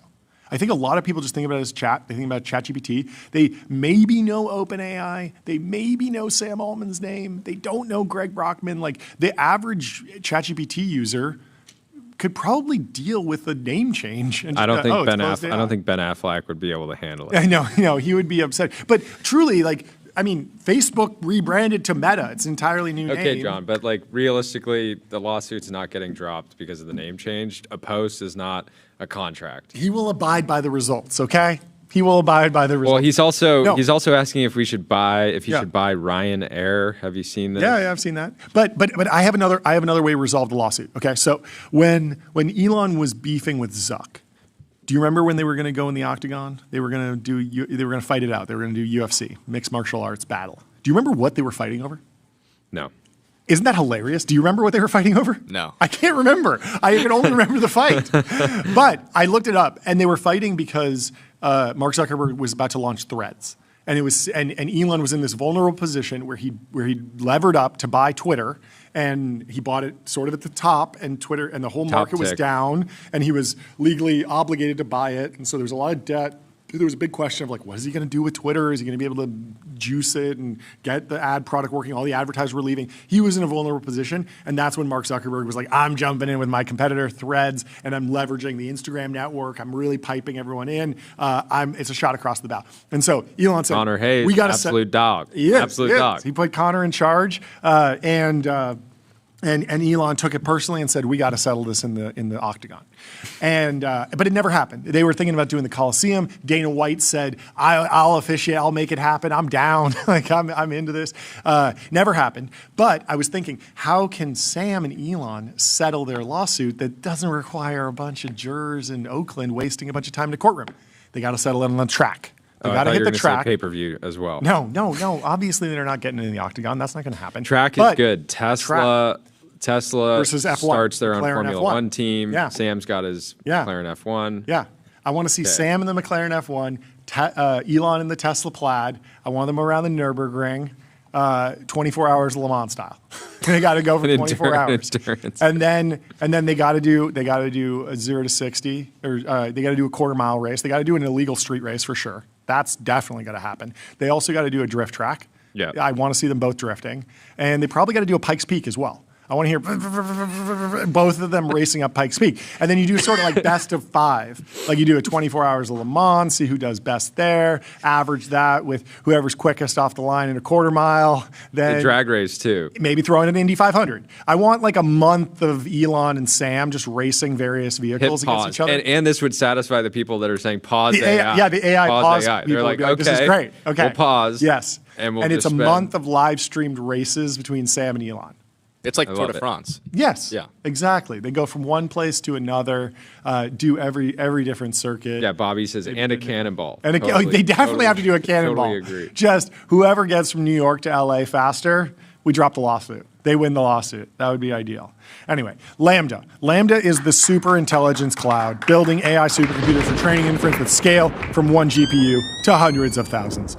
So, Rune posted, do your duty while weeping if you must. There's nothing clean and gentle in the crooked timber of human relations. And Gabriel says, every Rune tweet contains material, non-public information, and it's your job to get it out. And there has been a lot to read into the Rune tweets lately. He's been on a tear, but we won't speculate anymore. What else should we In the journal. In the journal. Why the tech world thinks the American dream is dying. Mm-hmm. Silicon Valley fears this is the last chance to amass generational wealth before AI makes money worthless. People are really into the underclass. This but got that a lot of sentence doesn't really make chatter. 1,000 comments on the WSJ post. It's kind of a confusing subtitle. Mm-hmm. Because why would you, if AI makes money, like the people that think AI is going to make money worthless are the ones that are just going to go sit in the park, right? Mm-hmm. Is that the whole point? Potentially. Let's get into it. Yeah. Silicon Valley is filled with all sorts of dreams, but one of those wild-eyed ideas, long debated on subreddits and in hacker houses, is becoming a real-life nightmare. Will the AI boom be the last chance to get rich before AI makes money essentially worthless?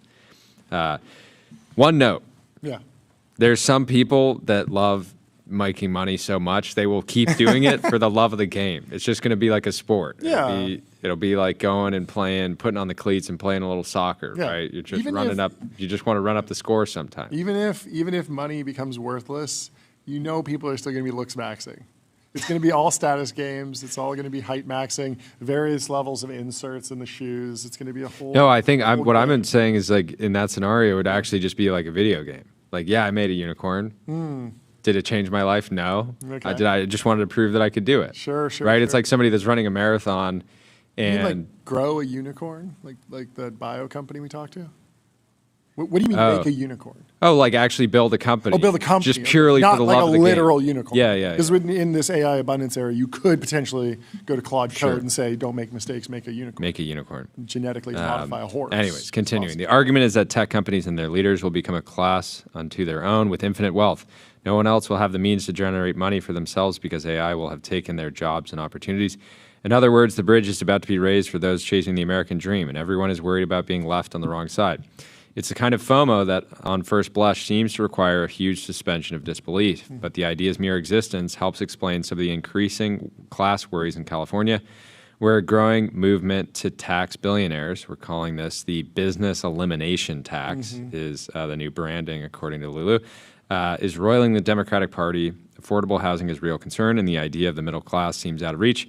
Yet it smacks of sci-fi thinking, but in San Francisco it feels real, and it's made more believable by the exploits of Elon Musk, the rise of OpenAI Sam Altman, and warnings by Anthropic's Dario about Great Depression-like worker displacement. The transition will be bumpy, Musk said this month on a podcast. We'll have radical change, social unrest, and immense prosperity. A little bit of a roller coaster ride. They said universal high income is his term for it. And that's Musk's best case scenario.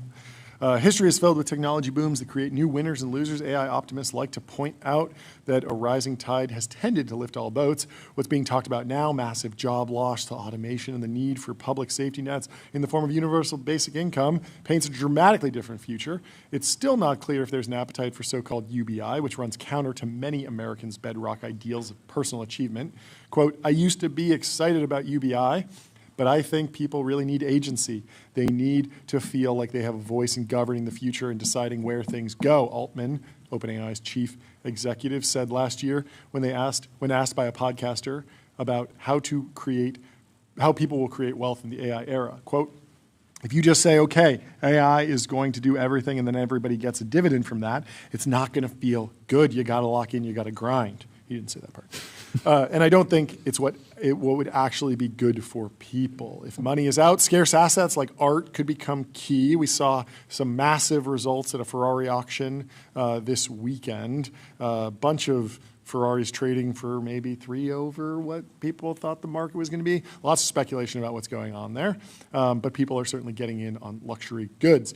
If you don't have a scarcity of resources, it's not clear what purpose money has, he said at a conference last year. More recently, Musk suggested people shouldn't even worry about saving for retirement, predicting AI will provide healthcare and entertainment. You like that, Tyler? No, I was just going to say, I think I've heard at Anthropic, at least, a lot of people don't contribute to their 401k for these reasons. Interesting. Still, it also helps that if you've been there a while, your company went from sub $10 billion valuation to 500 in the span of a few years. You're not like, it's like, oh, I'm so worried I haven't added much to my 401k. Yeah. But well, okay, that's fair. Maybe you don't want to contribute to your 401k, but if you want to change the world, you got to raise capital at the New York Stock Exchange. We're very pleased to be partnered with the New York Stock Exchange, where you can go and change the world by raising capital. Let's finish this out. Weeks later, social media posts on X and LinkedIn and Facebook began claiming NVIDIA's Jensen Huang said something similar. The CEO of these breathless posts claimed was warning, quote, the period from 2025 to 2030 may be the last major chance for everyday people to build wealth through technology. Scary stuff, except Jensen, he didn't say it. Rather, his numerous public appearances in the past few months have been filled with talk about the potential for AI to be more of an equalizing force for technology. Quote, we're going to have a wealth of resources, things that we think are valuable today that in the future are just not that valuable because it's automated, he told Joe Rogan last month. It can be hard to sort fact from fiction in an era of technology that seems pulled straight from a Ian Banks novel, and backers of AI companies have billions, if not trillions, of reasons to hope their gambles aren't just once-in-a-generation jackpots, but once in a human existence. Further contributing to the FOMO in San Francisco is the expectation that local AI companies such as OpenAI and Anthropic will soon go public, minting many more millionaires. After the New York Times ran a headline this past week about a wave of mega IPOs expected this year, local real estate agent Rohan Dar posted on X, may I humbly suggest you buy your house in San Francisco before this. It is interesting. I feel like the SF housing market has really been through some crazy gyrations because it was way down for a little bit. And yes, I agree. I expect it goes way up. The tech entrepreneur who was once part of Y Combinator years ago told me he was drawn to real estate in part because of a belief new AI wealth will fuel a housing boom. Or as he predicted last year, the mother of all tech booms is coming. Get some while you can. Well, thank you to Tim Hayes. One of the comments here is interesting. Somebody, Jason Barger, says, when I graduated college in 1999, I remember those pursuing teaching being mocked for going into an obsolete field. The internet was going to replace teachers. Some thought it would replace educational institutions themselves. Anyways. Well, we have Jordan Schneider from China Talk in the Restream waiting room. Before we bring him in, let me tell you about Turbo Puffer, serverless vector and full text search, built from first principles on object storage, fast, 10x cheaper, and extremely scalable. Let's bring Jordan Schneider into the TBPN Ultra Dome. Jordan, how are you doing? Good to see you. I am doing amazing. I'm so glad to be here. I just love listening to your ad reads. They're truly the best ad reads on the planet. Thank you.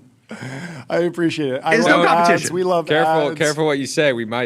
John is really tempted to start doing them during guest interviews, and I'm like, I don't know if we want. We've said 30 minutes is a lot of time to hang out with Jordan. We might need a break halfway through, slip in an ad. Every once in a while, I do it. Specifically, if a VC is on and they're pumping their bags, and one of the bags that they're pumping happens to be a sponsor, why not slip in an ad read? Yeah, why not really be explicit about it? Why not be a little on the John, nose? I give you the pass. I give you the pass. Fantastic. I'm ready for it. I want to see the creativity. Okay. Well, if there's a lull in the conversation, expect an ad read. But anyway, dude, you seem pretty happy right now. What's going on? You're like in the best mood ever New Year's for a TBPN appearance. Do you get a vacation? What's new with you? I'm actually in a terrible mood because the Bills just fired Sean McDermott, our god head coach for the past 9 years. It's some Game of Thrones shit. The GM is knifed him in the back. He's now got a promotion. And I was asking ChatGPT and Claude what the correct tech analogy would be to explain this to the TBPN audience. Yeah. And there was not a good one. So I guess AGI. And back up for the viewers. Who are the Bills? So the Buffalo Bills are an American football team. Plays in Western New York. They've had a great run. They have a wonderful quarterback. Everyone should root for them. Yeah. They have a lovable loser reputation. Never won a Super Bowl. There we go. And have been on a generational run. They've been the second most winning team over the past 10 years. Can't seem to get over the hump. And we can talk about something else. I know this is not ESPN. So I just looked at 12 teams have never won a Super Bowl. Is that imagine being a lot of them are new. A lot of them are Jacksonville Jaguars, for example. Okay. Yeah, I know ball. But the Bills, we've Browns, been there from Chargers, the beginning. Jaguars, Cardinals. It's a lot of teams. I'm glad we get to do it. It's some this is like the debate among how do you watch football? Do you want your kids to suffer? Okay. How do I watch football? Okay, that's the transition. Do you kind of lean? Do you do the VR David headset? Do you do the David Senra and you lean forward and you just really focus like this, or are you kind of writing the newsletter? It's a family event. And I think the level, myself, my brother, and my father's levels of intensity of fandom have evolved over the years.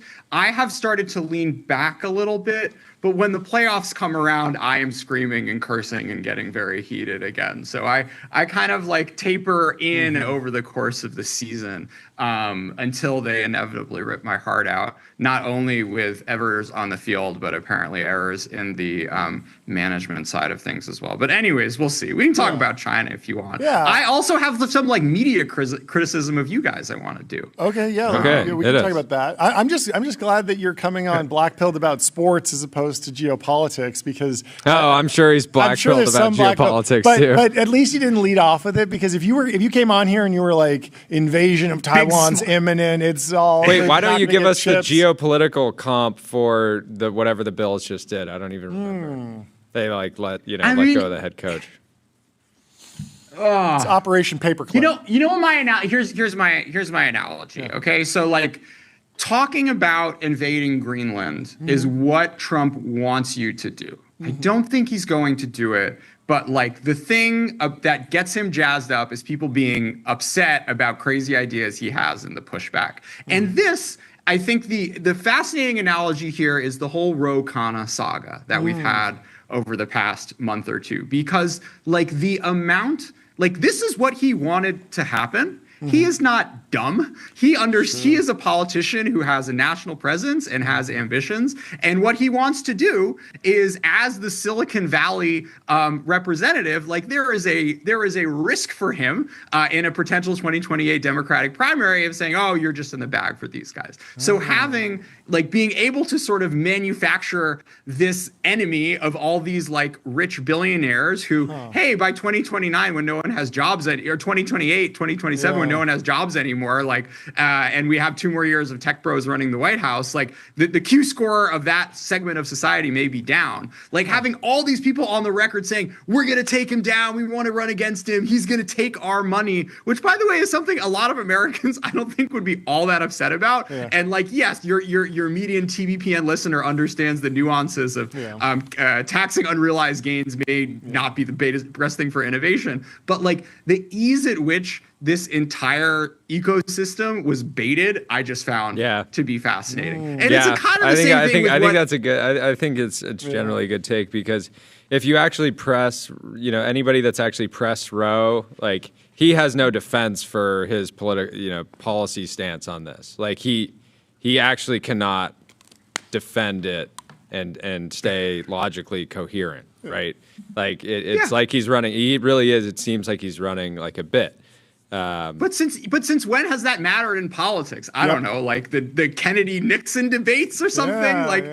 He is now setting himself up against billionaire capitalist overlords who are apparently on the other side of him and hate him and want to do everything to bring him down. And like that is a winning play for him. And these folks are so scared of their bags, and they're so confident that they say something and then it will happen, and no, there won't be second order consequences. That I don't know. It was a fascinating saga to watch from the sidelines. Yeah, he's on a whole media tour now. He's done he's popping up everywhere, and he's definitely taking advantage of the moment. He's done really well because he's got some haters. Because he's smart. Yeah. You need. He's playing the heel. He studied. He sat down and he watched a bunch of WWE game tape, and he's like, okay, I know what I got to do. Yeah. Okay. All right. Yeah. This brings me to my media criticism. Yeah. And I think, look, you guys have gotten a lot better, and the show has evolved, and the centrality of it in American discourse is really something to behold, and with that comes responsibility. Okay. And I think you are slowly but surely maturing into that. I mean, the big moment you had a few months ago making fun of Cluely and everything is an important part of that maturation process. And the rage. Are you talking about the case against RageBait? Yeah, the case against RageBait, and sort of as you're doing more of this pushing yourselves to do more independent thinking and writing with the essays every day, you're going to have more politicians on. You're going to have more more and more of this is going to be trending towards that. I'm sure all the presidential candidates are going to want to come on. Same with the 2026 candidates. I just think it's really cool. And politics matters to this world whether we like it or not. And watching you guys kind of grow into having the the stature and comfort to ask harder questions of guests, I think is really cool. So I just want to give you kudos, and I'm excited to see where all that goes. I like that. You're trying to rage bait us into politics. Yeah. Right? So I mean, like, no, so you're 100% right. There is a weird dynamic where, at least with our viewership, we actually do notice a decline in the metrics when we talk about politics and have politicians on. And like some of the chat will just be like, go back to talking about like, you know, space or tech or whatever. But I understand it. It's going to happen. At the same time, I really enjoyed Joe Weisenthal on China Talk. And I particularly liked Joe's point that on the hard question issue, people often have this fantasy that if you're talking to someone, you're like, okay, here's a hard question. Are you a fraud? They'll just be like, you got me. I am a fraud. Like you asked the hard question. Like I can't lie. When in fact, we actually did ask somebody. We actually did do that once, and it did work. Say the F word. And ironically, it worked with Joe Weisenthal too, because on Odd Lots with Matt Levine, they asked SBF like, how does this work? And SBF was kind of like, it's a Ponzi scheme. And Matt Levine says, so you're in the Ponzi business, and it's a good business. And he says, yeah. And so he kind of confessed. So there is a way to ask a hard question, but I'm interested in how you talk about B2B sex instead. Owned. Yes, we can. Restream. One live stream, 30 plus destinations. If you want a multi-stream, go to restream.com. That's some B2B SaaS for you folks. Also, applicable to China Talk. Maybe we'll get you live streaming this year. Anyway, so give us how you process the hard questions. Before that, I think the question I would ask you, because people ask us, like, the topics that you discuss become, you may not be approaching them from a political angle, but they have political implications. Yes. Like, it's your duty to talk about them. And my response historically has been, obviously tech influences politics. Mm-hmm. Obviously it's going to be like a large part of the debates in 2028 in the midterms. But that being said, I've always seen our role as like talk with really smart people and get an understanding of the individual players, the teams, the companies, the startups, the public companies, and then get an understanding of the industries. And then there's an opportunity for people to do kind of like meta political analysis, even based on that understanding. Like something that we've, people. I think defining it. Yeah, I think defining it as covering politics is a little too narrow. Sure. I think it's more like there are aspects to all of this which are bigger than will this company grow its revenue at this at this rate, and will these guys beat out those guys? That's exactly what I want to talk about, though. And so, like, you have to hold me back. I want to talk. About so I'll give you another example. So. I wrote maybe a week or so ago, like, why would Americans be excited about AI? Mm-hmm. Like, there's a video on Instagram, and I'm sure there's hundreds, of Sam Altman saying AI is probably going to kill everyone, but it's going to create some cool companies in the meantime, right? That is like a mainstream like video that millions and millions and millions of people have seen, and they'll use ChatGPT and they'll use some other AI product, and they're like, this is cool, but I actually like the world, and I don't want. I'd be down to like pause. Like so part of it's like, I definitely think it's our responsibility or worth talking about questions like that, which is like, you're not giving people a real reason to be.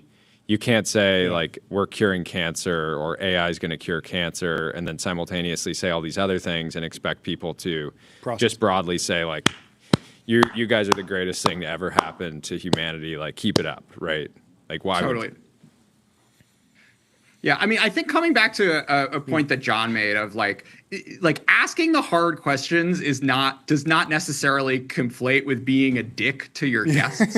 I mean, just recently, like, I had a thing that went viral. I was having two folks on the China Commission on, and they were talking about like the downsides of China developing. And one of the things they said is like, wouldn't it be really bad if China cured cancer before the US? And I was like,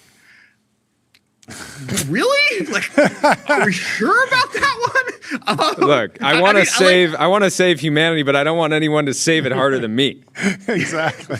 But and kind of getting to that point in the conversation of like exploring what your views are at the limit doesn't necessarily mean that you have to say, oh, don't you want to kill grandmas or whatever. It's like, viewers aren't stupid. They can kind of read into that what they please, or like, make a decision based on what the guest says. But you do need to like take the guests there and bring them, as you guys said, to conversations which are a little deeper than revenue targets and new products. And I do enjoy those types of conversations with business leaders. I just maybe I'm just new to the talking to a politician, but it feels like it's like an entirely different game. Like the type of conversation we're having right now is like, we're both podcasters, we're just talking back and forth. It's great. I can get a CEO on and they're there to talk about a specific launch. And it's halfway. It's some conversation. We might be able to get them to crack up. We ring a gong. We do a bunch of stuff to like engage them. I know a little bit of lore. There's stuff that can get there. But the politicians, at least for right now, like I don't know the lore. I don't know all their positions. And so it can just be, I just feel like I'm struggling to keep the car on the track. Like I'm spinning out a lot. I'm spinning my tires a lot. The cool thing with a CEO is like they're playing the game of capitalism, and whatever they're saying, at the end of the day, for the most part, that they just want to make their company bigger. Yeah. Whereas with a politician like Ro Khanna is talking about, these insane policies that will make California, descend into, a tourism and agriculture-based economy. And I don't want that for California. I've lived here my whole life. My family has been in California for over 100 years. Like, it's very important to me. But I'm not even like, I'm not tapped into this whole Washington thing. And it makes sense when you say like, okay, he's just doing this to like prove that he stood up to the tech guys and so that he can go on his presidential run. But I have no interest in like really engaging in that, specifically because there's enough enterprise SaaS to talk about. And there's also a lot of good media coverage in politics, or at least there's a lot of media coverage in politics. Like there's so many huge outlets that do huge numbers, and there's plenty of outlets on the left and the right for all sorts of things. And also it feels like a lot of the politicians are crossing over. For a while there was this criticism that like there was like the right podcast echo chamber and the left mainstream media echo chamber. But in the last year, it feels like there's been pretty massive crossover, whether it's like Gavin Newsom having conversations with people on the right, the New York Times platform, a lot of people the moderates right. over at the Nelk Boys. On the left.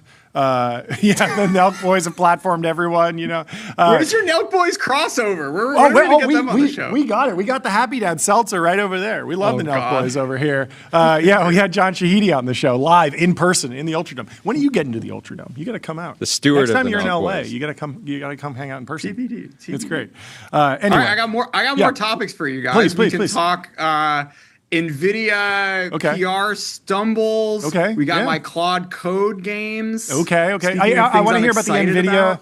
I want to hear about the NVIDIA, the stumbles. Is this Jensen specifically? Walk me through what you're thinking. No. So I guess it was last week in the House of Representatives, there was an act introduced called the AI Overwatch Act, which basically would essentially start to require congressional approval for AI exports, certain AI exports, in the same way that Congress has a role to play when it comes to exporting arms sales abroad. So if you sell fighter jets to Israel or Saudi Arabia or Taiwan, Congress has to like give a nod to that. Sure. And within 2 days, you saw Laura Loomer, Brad Parscale, and like a long tail of 10 to 15 other right-wing influencers basically all tweet the same thing. A lot of phrases were repeated. House Republicans are being lied to. We need to win the AI race. This is going to strip Trump of his foreign policy powers. But the funniest part was that AI was spelled not A capital I, but A lowercase L across every single one of these. That's tweets. So I have a story like this. There was to be clear, we do need to win the Al race as well. We need as many Alfreds as possible. We need Al in charge. We need total control over Al. We got an Al in at Sequoia, Alfred Lin. That's right. There's a couple other Alberts and Alfreds all over America. We need to capitalize on them. I I once gave some what ended up being bad advice to a portfolio company. They were like asking me like how should I handle like my launch, and I was like, basically you need to prepare your investors that you're going to launch, and then encourage them to share it, and maybe give them some thought like starters on like what they could share, because they're going to be busy, they're going to be in a meeting, and so it very clearly was like, rewrite in your own words. Like these are just examples. And then everyone just copied the first one, six or seven people just like copy and pasted it. Nope. Just like, and then of course. There's been a couple of quote tweets that I've seen hit the timeline from people who are clearly very busy where the whole quote tweet starts with a bullet point, and you're like, I know what's going on there.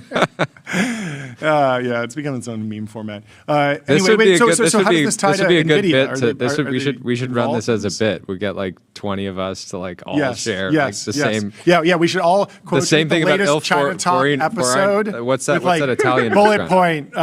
Jordan is a truly masterful interviewer. Parentheses. Please feel free to rewrite this in your own voice. we gotta do it for the Italian restaurant that's shutting down. Il Fornaio. It's like Il Fornaio is one of the most storied institutions, a Sequoia-backed company. It is absolutely imperative that it stays operational. It needs a taxpayer bailout. It needs a taxpayer bailout. The Treasury should wire $1 billion right now for 10%. Wait, so tie this to NVIDIA. You said NVIDIA was involved in this. Explain. Well, I don't know who else is paying Laura and Brad Parscale 50 But why doesn't NVIDIA want this to happen? Oh, well, because they want to they want to win the AI race, not the owl race. They want to win the AI race. Okay, so they want to be able to sell internationally as freely as possible with as little oversight, and maybe just a rubber stamp from the president gets it done. If it goes to Congress, it's going to be more complicated. And to be clear, this seems like something a PR team, a PR firm ran, where they're like engaged by NVIDIA. It sounds like, I'm just speculating. It could be engaged by anyone in the company engages a PR level removed, whatever. And they're like, we're going to engage key opinion leaders. Sure. And then, of course, as soon as the KOLs get involved, it's all over.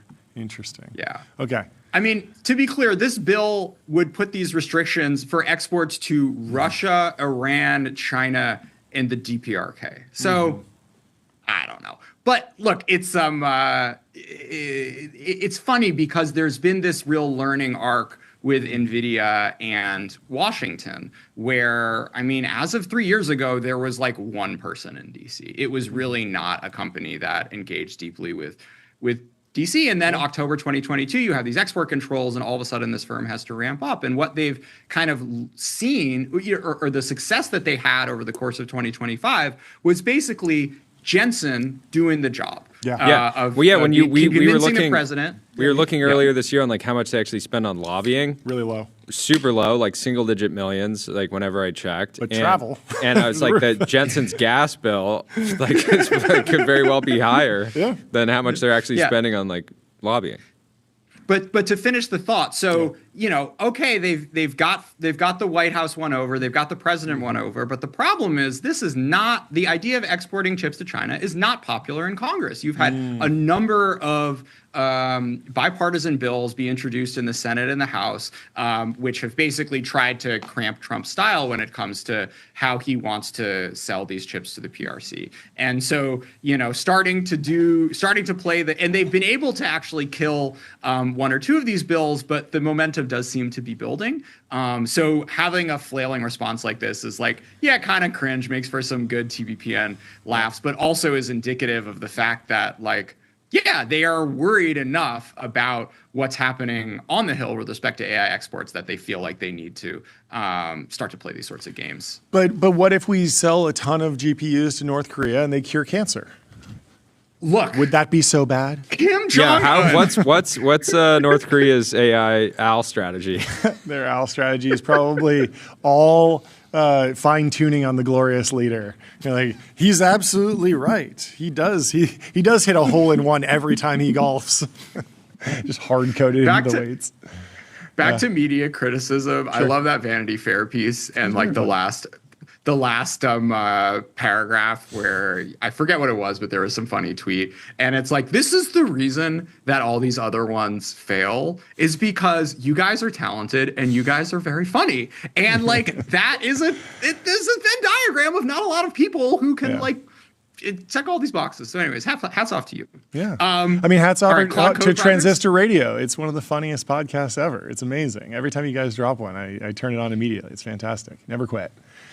It's amazing. Sorry, did you want to move on to something else? Because I still want to get the update on just broad China, Taiwan. We talked to someone who was particularly black-pilled, seemed like they were very upset with America's capacity to protect Taiwan, and I was wondering if you've seen any movement there. From my perspective, it feels like it's been kind of quiet. All of 2025 was sort of quiet. I don't know if that's just me focusing on U.S. tech and AI race stuff, and I'm out of the loop, but would love just sort of your lay of the land on U.S., China, Taiwan negotiations. Sure. So I think the big story there was a lot of drama over the course of 2025. Of course. Liberation Day, we forgot. Yeah. There was a whole nother arc, which of course included 150% tariffs on China, which got negotiated down, then got ramped back up. Then you had rare earth controls. Yeah. And then finally, we've sort of seemed to reach a bit of a equilibrium. Trump's supposed to go there in, I think, March or April. Yeah. Nobody really wants to rock the boat. But specifically on the Taiwan issue, no blockade, no invasion, no firing back and forth or drones or conflict that I remember seeing anything like that. And that was sort of like the worst case scenario, was that maybe they were going to start with some sort of soft blockade and it wasn't going to be violent, but it was going to really escalate the situation to like we're repositioning ships.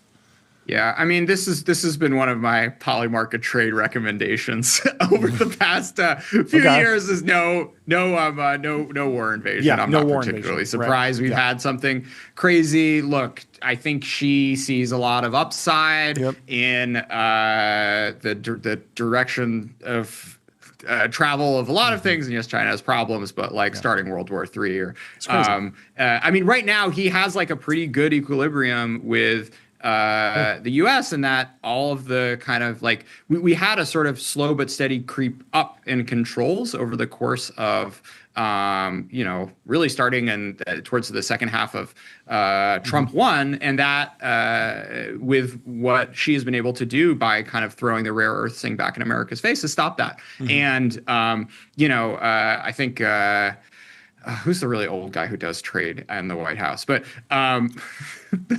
who had he says dumplings are bad or something. I can't remember his name. Anyways, this is your world. Peter Navarro. Basically you're like, you guys are ready to cover DC. We're like, couldn't tell you who works there. Dumpling man. Google this dumpling quote while I'm looking. Peter Navarro dumplings. Okay. I have heard of him. He said, "Look, I'm sure he's a nice guy." He said, "Look, it's a different chessboard between from what it was a while ago, and the fact that China both has leverage and is willing to, and more importantly, is willing to use it and understands that using it will get the U.S. to back down. I think is a new dynamic which we hadn't really seen." In the trade war arc of Trump 1 and then in the Biden administration. The one thing that I do want to flag to you guys a little bit is this saga currently going on between Japan and China, where the new Prime Minister of Japan made some not super offhanded remark, basically saying a problem that China has with Taiwan is a problem that we have, and it's very likely that we would be involved in any kind of scenario. Okay. And this has basically been the goal of American presidents for decades now, to kind of get Japan off of its butt, get it spending more on its military, and get it, really part of the equation to dissuade, to make the balance of military power in the region such that China has no interest in going into Taiwan. And what you sort of saw in response to the Trump administration was kind of nothing. No big statement, no saying, hey, we're here to support you. Basically, Trump called Xi, and then Trump called Takaichi saying, hey, chill out. And look, they just had a nice visit. The defense minister Koizumi, the son of the old prime minister, who is like a hot shot 37 or something. You guys should have him on. They had a nice meeting. We say that the alliance is okay, but I did find it a little disappointing that we're not kind of cheering them on when the whole thesis of the Trump administration is like, we want to step back and have our allies do more of the heavy lifting. So you're famous for the mandate of heaven tier list amongst AI labs. Have you been feeling that China labs have been falling off? It feels like they've certainly been making less sort of like dramatic breakthroughs, like the original DeepSeek. Manus is now an American company. Let's go. Let's hear it for Zuck. Yeah. There was an article, and the Quen models are great, but it just doesn't feel like it's in the conversation as like this is an existential risk to OpenAI or Anthropic or Google. Like the real like heavy hitters are like the main labs in America. And then even XAI and MSL are doing exciting things. And so you have like 5 significant efforts, and it feels like the open source narrative has sort of like fallen back. It's still there, but it's not nearly as existential or as embarrassing as it used to be, when a hedge fund could spend 10 mil and defeat Mark Zuckerberg. Yeah, I mean, I think the big thing that folks need to remember when it comes to the U.S. and China is on the talent side, roughly equivalent. Maybe the U.S. has an edge because we can pay higher salaries. On the data side, still probably a wash. But when it comes to compute and the ability to deploy these models, there's really no contest, as well as capital able to be put behind this whole arc. There's really not a contest between the U.S. and China. I think current numbers are like TSM, like SMIC and Huawei production is like 1/15 what NVIDIA plus TSMC plus all the ASICs can pump out. Yeah. And, this matters less in a future where you aren't kind of using all the available compute. But look, people are going to come up with ways to use this stuff. I'm doing so much dumb shit on Claude Code every day. So is the rest How of the economy. optimized is your Claude Code setup? I'm sure you spent all weekend. Not at all. I just use the terminal and spin up fun apps. But the fact of the matter is, like, I think this is why the AI chip exports are so concerning. Is I really do think like the ecosystem with the compute and the capital is gonna be able to drive ahead, because then you'll have these great kind of reinforcing loops of productivity gains and growth, then leading to kind of more development, more compute, and so on and so forth. And the fact of the matter is that China, even though it has really good engineers that can train good models, is compute constrained when it comes to development and deployment. We just translated this really interesting panel that happened in China with, I think it was like the CEOs of 4 of the top labs. So Zhipu, Quen, Minimax, and someone from Tencent. Sure. And basically all of them were like, look, we are so jealous of OpenAI and Anthropic. Like, we have to use all of our compute to deploy stuff just to kind of keep the business going. Like, the amount of, the scale at which they can deploy compute, the amount of data they're getting from their users, and then the ability of these firms to run experiments to kind of put into the next stuff and get to the next breakthrough really means that in the current paradigm, America and the broader kind of Western AI ecosystem has a real edge. And throwing that away to export a handful of chips to China and the in my idea, Pyrrhic vision that we can still hook them on NVIDIA seems a little silly. But overall, it's been a pretty good 6 months for American AI. Let's go. Well, one more question. Can you give us a take on Canada's new deal with China, specifically this trade? You get soybeans, I get infinite cheap EVs. What's going on there? My sense is it's a bit of a bait as well.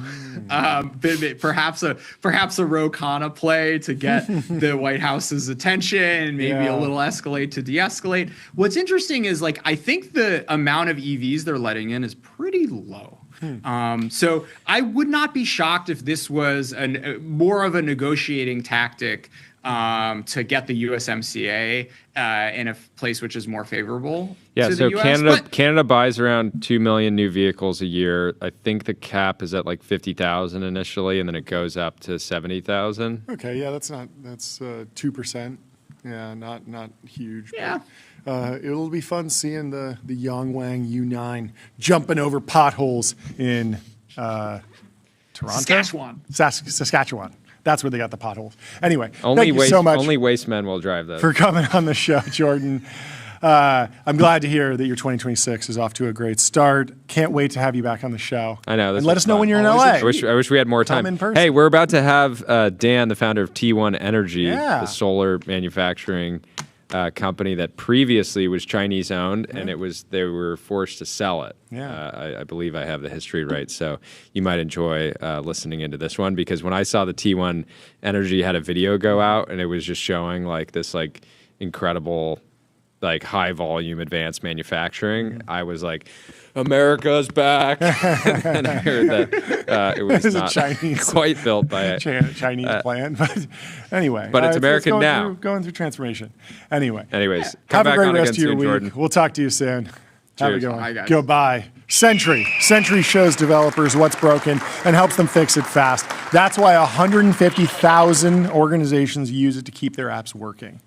Our next guest is Dan from T1 Energy. We're going to bring him in just a few minutes. I don't think he's ready yet. He's not ready yet. So false alarm. We will tell you, we'll give you some more news. The New York Stock Exchange, our partner, today, they're announcing that the development of a platform for trading and on-chain settlement of tokenized securities, the New York Stock Exchange's new digital platform will enable tokenized trading experiences, including 24/7 operations, instant settlement, orders sized in dollar amounts, and stablecoin-based funding.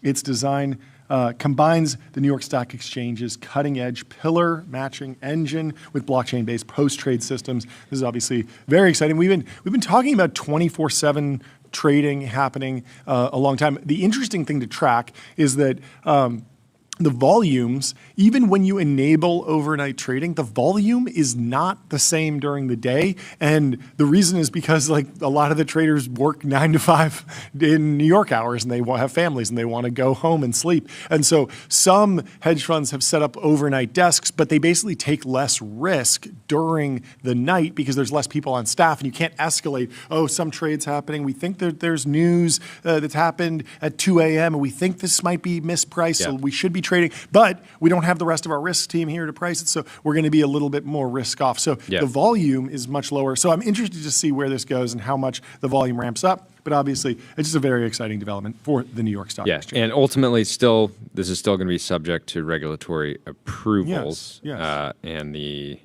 bill that's been. We got to have somebody on to talk about, because there was some beef going back and forth between Coinbase, not happy with how the market structure bill was coming together. Well, let me tell you about Phantom Cash. Fund your wallet without exchanges or middlemen and spend with the Phantom card.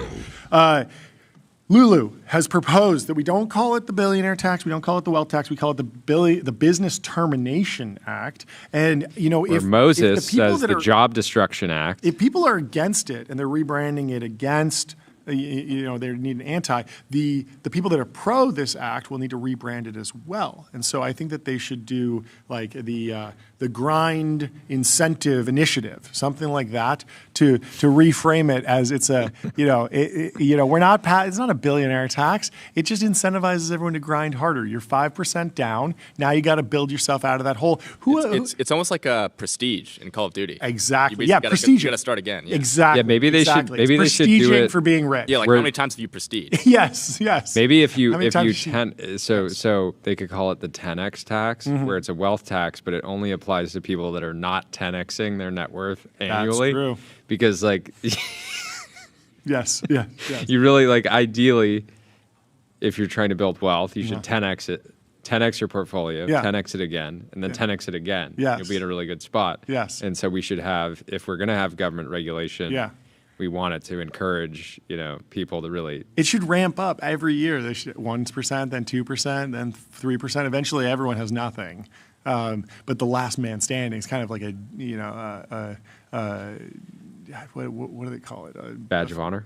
I don't know. I lost it. Anyway, let's go to Flo. Flo Crivello, Al Timor, has been on the show multiple times. He says, Almost every single founder I know in San Francisco, including me, has reached the same conclusion over the last few weeks, that it's only a matter of time before we have to leave California. I love it here. I truly do want to stay, and until recently intended to be here all my life, but now it's obvious that we won't be possible. Whether that's 2, 5, or 10 years from now, there's no future for founders in California. But maybe he'll get a spot in Incline Village. Maybe he'll domicile in Miami or Nevada. There are plenty of ways, and I would be surprised if everyone fully relocates. I think people will be spending a lot of time in San Francisco, but probably less than 180 days. We'll see. Well, it makes absolutely no sense. Yeah. Every state in the country wants these kind of companies to be created. We got to talk about some other better news. How well do you know Preppy? Let's play a quiz. There's a quiz in the Wall Street Journal. How well do you know Preppy? It is in the timeline. You can pull it up and play live, but I'm going to read this to you. So it's 10 questions on lacrosse, J-Press, and more. We're going to see how you do. So the first question, which of the following is not a Preppy-approved label? Lilly Pulitzer, J-Press, Versace, or LL Bean? Tyler, do you know? I'm going to go, what is Versace? Nailed it. He got it. What type of shoes are you wearing right now?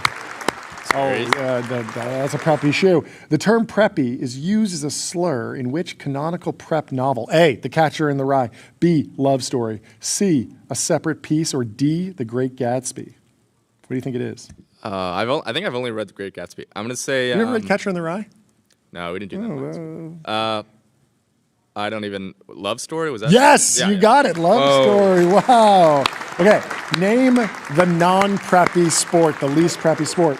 Volleyball, rugby, lacrosse, or squash? Volleyball. Nailed it. Nailed it again. Which New York cool girl collaborated with G.H. Bass on Norwegian design? Eddie Sedgwick, Diane Brill, Chloe Svigny, or Leandra Medine Cohen? The last one. No, Chloe Svigny. Although I thought she was in L.A., but I guess she's also a New York cool girl. Which shades of pink and green should be combined for optimum preppiness? Fuchsia and forest green, baby pink and emerald, hot pink and lime green, or cerise and chartreuse? I'm going to go baby pink and... emerald? Emerald. Wrong. Whoa. Hot pink and lime green. Rookie. I think. I have to flip the whole page over to see the other side. 5 is C, which is, C is hot pink and lime green. Let's see what else we got here. What is the origin of the term urban haute bourgeoisie? Henry James's The Portrait of Lady, Whit Stillman's Metropolitan, Patricia Highsmith's The Talented Mr. Ripley, Andy Warhol's The Philosophy of Andy Warhol. These are hard. Really hard. Anyway. Have you ever been into dressing preppy?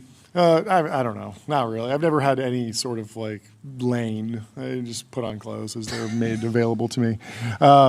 Anyway, there's some other good news. DHH is racing again. Shopify LMP2 is back in action for the Daytona Rolex 24. New team, new co-drivers. Still Toby Lutke and DHH at the wheel, now riding with Rails and Omarchy 2. They got their whole livery. It's amazing. Ruby on Rails, Basecamp on there, the Shop app, and Shopify on the livery. It's green. Okay, we might have to ride with them. We might have to do the 24-hour watch along live stream. This might be the one that we need to do. This is absolutely amazing, and I'm always excited when I see car looks fantastic. DHH post about the race. Let me confirm is going to be later this month. Actually, there's also a post by Toby Lutke. Good testing days. Can't wait for the Rolex 24 next week. This photo is incredible. This is this weekend. So it's 24 hours. They'll be racing. Toby Lutke, he needs to do a racing podcast. He should go on Vincenzo Landino's show.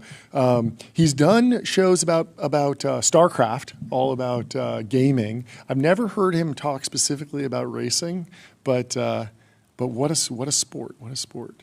Anyway, Fin.ai. It's the #1 AI agent for customer service. If you want AI to handle your customer support, go to Fin.ai. We should pull up some of the new livery that was announced. Ooh, there was some Gabe was sharing earlier. he said that Zyn made it onto Ferrari this year. They're allowing a nicotine sponsorship. No way. What is and this? Haas, if you pull up this post, somebody was showing off Haas's new livery from above. I'm in the timeline. You can see it looks almost uncannily like the top of this toilet. What? You see that? No. Oh, wait. No, what is that? I mean, it's just part of the arrow on the Weird. top part. Anyways, I think the Haas car looks fantastic. Yeah. I also like that it's an American machinery company, right, Haas? And yeah, it's just a cool little, obviously not a car maker. You can't go buy a Haas and drive it around, but still a lot of lineage and logic to it. I mean, Red Bull's been so good that it sort of tracks for me anyway. It doesn't seem jarring or anything that you have an energy drink car on the grid, but I feel like I still like the Ferrari.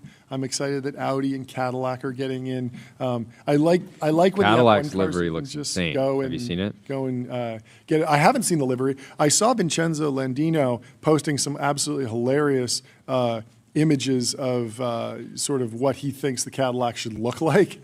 I don't know if we can pull up his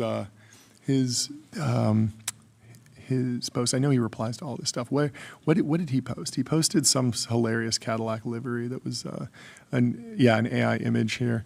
My neighbor sent me this photo of the new Cadillac F1 car. You got to see this, Jordy. It's amazing. It's got the drop it in. I think it might be already in there. I think I got it. But if we can pull this out. He said, my neighbor actually did send me this photo that his friend sent him. I have no idea whose credit goes to. If this is yours, let me know. Is this in the bottom of the timeline? Did it go through? Let's see. Yeah, it's here. Look at that. That's incredible. It's so funny. It has to be AI, or did they actually raise something like this at one point? I don't know. I sort of assume AI at this point. Who else is in the news? 3 teams have now revealed their 2026 red liveries. Red Bull's looks a lot less shiny. When we saw them in Vegas, it felt very pearlescent, very like almost pink sparkle to it. This looks like a little more classic to me. Well, we should talk more through, speaking of cars, Porsche has suffered the biggest sales fall since 2009. People are not buying Porsches. The German sports car maker was hit by a lack of petrol variants for best-selling Macan and weak demand in China. So Porsche sales slumped by 1/10 last year. They lost 10% just in a single year as the German sports car maker faced weaker than expected demand for its electric models and struggled in the Chinese market. The company sold about 280,000 vehicles, which is down from 310,000 the year prior. That was the steepest slide since 2009 in the midst of the global financial crisis when deliveries fell by 13.7%. That makes sense. The economy's not doing well. People are going to stop buying Porsches, but the economy did well in 2025. So what's going on? We're going to dig into it. The decline underlines the challenges ahead for the new Porsche chief executive, Michael Letters, who took the reins at the start of the year. The company has embarked on a restructuring program to reduce its production capacity and is in talks with trade unions in Germany about further savings. Porsche last year was forced into a costly adjustment to its model range, shifting the emphasis back to petrol and hybrid models and shelving plans for new electric vehicles falling. Yeah, the market has just completely rejected. Do you think they will ever ship I can't even remember. What's their new hypercar? The one that it goes Carrera GT, 918 Spider, and then it was the Mission E or Mission X. That was supposed to be the electric hypercar from Porsche, and it was rumored for years, and we saw a lot of the other hypercars. There was a whole idea of there's going to be a new Holy Trinity. The Holy Trinity, of course, is what the 918 Spider, the LaFerrari, or the Enzo, and the P1. And then you kind of go back and you retcon a Holy Trinity out of the Carrera GT, the F40, you kind of piece it together with the McLaren F1. Even though that wasn't really a trilogy, people sort of put those into legendary bucket together. And there was this idea that, okay, maybe McLaren's coming out with a W1, that'll be exciting. You have the F80, that's exciting. And then maybe Porsche will come in with something that's in the lineage of the Carrera GT and the 918 Spider. And if they'd read the room around the 918, seemed like Carrera GT was way more popular. So maybe go back to that or do something there. Well, Ford said, hold my beer. Yeah. Because they're coming in with a new hypercar. That's true. Do we have any details? So they did confirm that Ford will be making a hypercar or supercar. In 2027. And it's not just a continuation of the Ford GT. It's not a Ford GT V3 because there's been a number of those. We had the good fortune of seeing one on the track over the weekend. Looked beautiful out there. Performed very well. But back to Porsche while you look that up. Last year's sales slump has been partly due to supply gaps for the 718 and the Macan, its best-selling model. So they're not making enough of those. Porsche stopped selling petrol versions of both models in Europe over a failure to comply with EU cybersecurity regulations. What? Whoa. They got to get on CrowdStrike and decided against developing replacements that would have met new standards. So they are down. It's a rough. They've had a number of really high growth years. They came roaring back after the 2009 global financial crisis. 2010 they were up 25%. 2011 they were up 20%. They were putting up 20% growth years for 5 years straight, basically. Then the last decade's been a little bit slower, but not contracting. And now we're way down, way off peak, which is not good. So despite an increase in U.S. tariffs announced in 2025, North America was its best performing region, down only a few hundred units compared with significant declines elsewhere. Sales collapsed by 16% in Germany, Porsche's home market, with a 13% decline for Europe. Do you want to give everyone an update on T1 Energy, Dan Barkello? Because I believe we're rescheduling. Sorry, everybody. We're going to reschedule. There was a scheduling mix-up. It happens, so we'll get Dan back on. So the next guest will be Eliot from Dominion Dynamics at 1:25 in about 5 minutes. So I'm going to continue with this Porsche piece. Continuing with weak demand in China, where European car makers have found it increasingly difficult to sell luxury vehicles amid growing domestic competition. Also weighed on the tally. Yeah, in China, I mean, there's a lot of homegrown heroes. You're really excited about your national champion, whether it's Huawei or some phone maker. It seems a little silly, but the cars are cheap. They're great. They have fun, crazy features. They can jump up and down. They can go 0 to 60 in 2 seconds. They look exactly like Porsches. And if you're a local, you're just looking at the dollars and cents, and then also you're supporting your buddy who runs the company or builds it on the line. You know, why not? Buy local. You know, it's popular over here. It's popular over there. So I'm trying Porsche to figure out 41,000 Porsches in China, which has been down 26% on the previous year, and it's under half the total for 2022. So back in 2022, they were selling 80,000 cars. Now they're selling 40,000. That's not good. You want to be up and to the right, and they are down and to the right. Sorry. Yeah, I'm trying to figure out how much of a factor, according to registration data for the full year of 2025, Chinese branded auto manufacturers sold approximately 60,000 to 70,000 vehicles in Germany. That's still only 2.5% of the total German car market. Mm-hmm. But if that's eating into Porsche's sale of some of these like kind of more entry level EVs, could definitely be a real factor. Cool. Well, I believe we have Eliot in the Restream waiting room a little bit early. I see no reason not to bring him in as long as he's ready to hop into the TBPN Ultra Dome. Let's do it. While we bring him in, how you doing? What's happening? Hey guys, how are you? Great to have you on the show. Would love a quick intro on yourself and the company. Sure. Nice to meet you guys. Eliot Pence. So founder, CEO of Dominion Dynamics. Dominion is building distributed attritable mesh networks in the Arctic, amongst other things. That's kind of the wedge in. Very interesting. How do you start? What brings you to building something like this? Look, the Arctic is a huge challenge, as is very clear. Over the last couple of months, it's been kind of at the foreground of geopolitics. Canada has underinvested in securing the Arctic. Awareness is core to securing it, and we're building for that. So we started in June of last year, and have built about a dozen products, deployed them a few times, and about to deploy them again in just outside of the Northwest Passage. So the highest north up. Very cool. So what does it actually look like in practice? These are hardware that is being deployed, but give me a sense of it more practically. Yeah, so it's us building on top of COTS system. So we're not building the hardware. Okay. We're using radios that are, from Meshtastic to Persistent Systems to GoTenna to Silvus. We build software that sits on top of that RF that allows rangers, which is Canada's kind of reservist force that exists across the country, but in particular in the Arctic, to capture more information from their environments. Allows them to take videos, to take pictures, to do voice notes.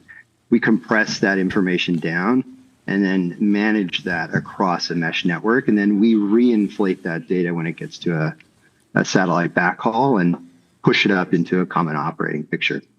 Very interesting. So give me a sense of how the Rangers even approach trying to secure and understand the Arctic. I imagine it's like one Ranger for every multiple thousand square miles. Like it's not it's a very large area. I imagine they can't have people everywhere.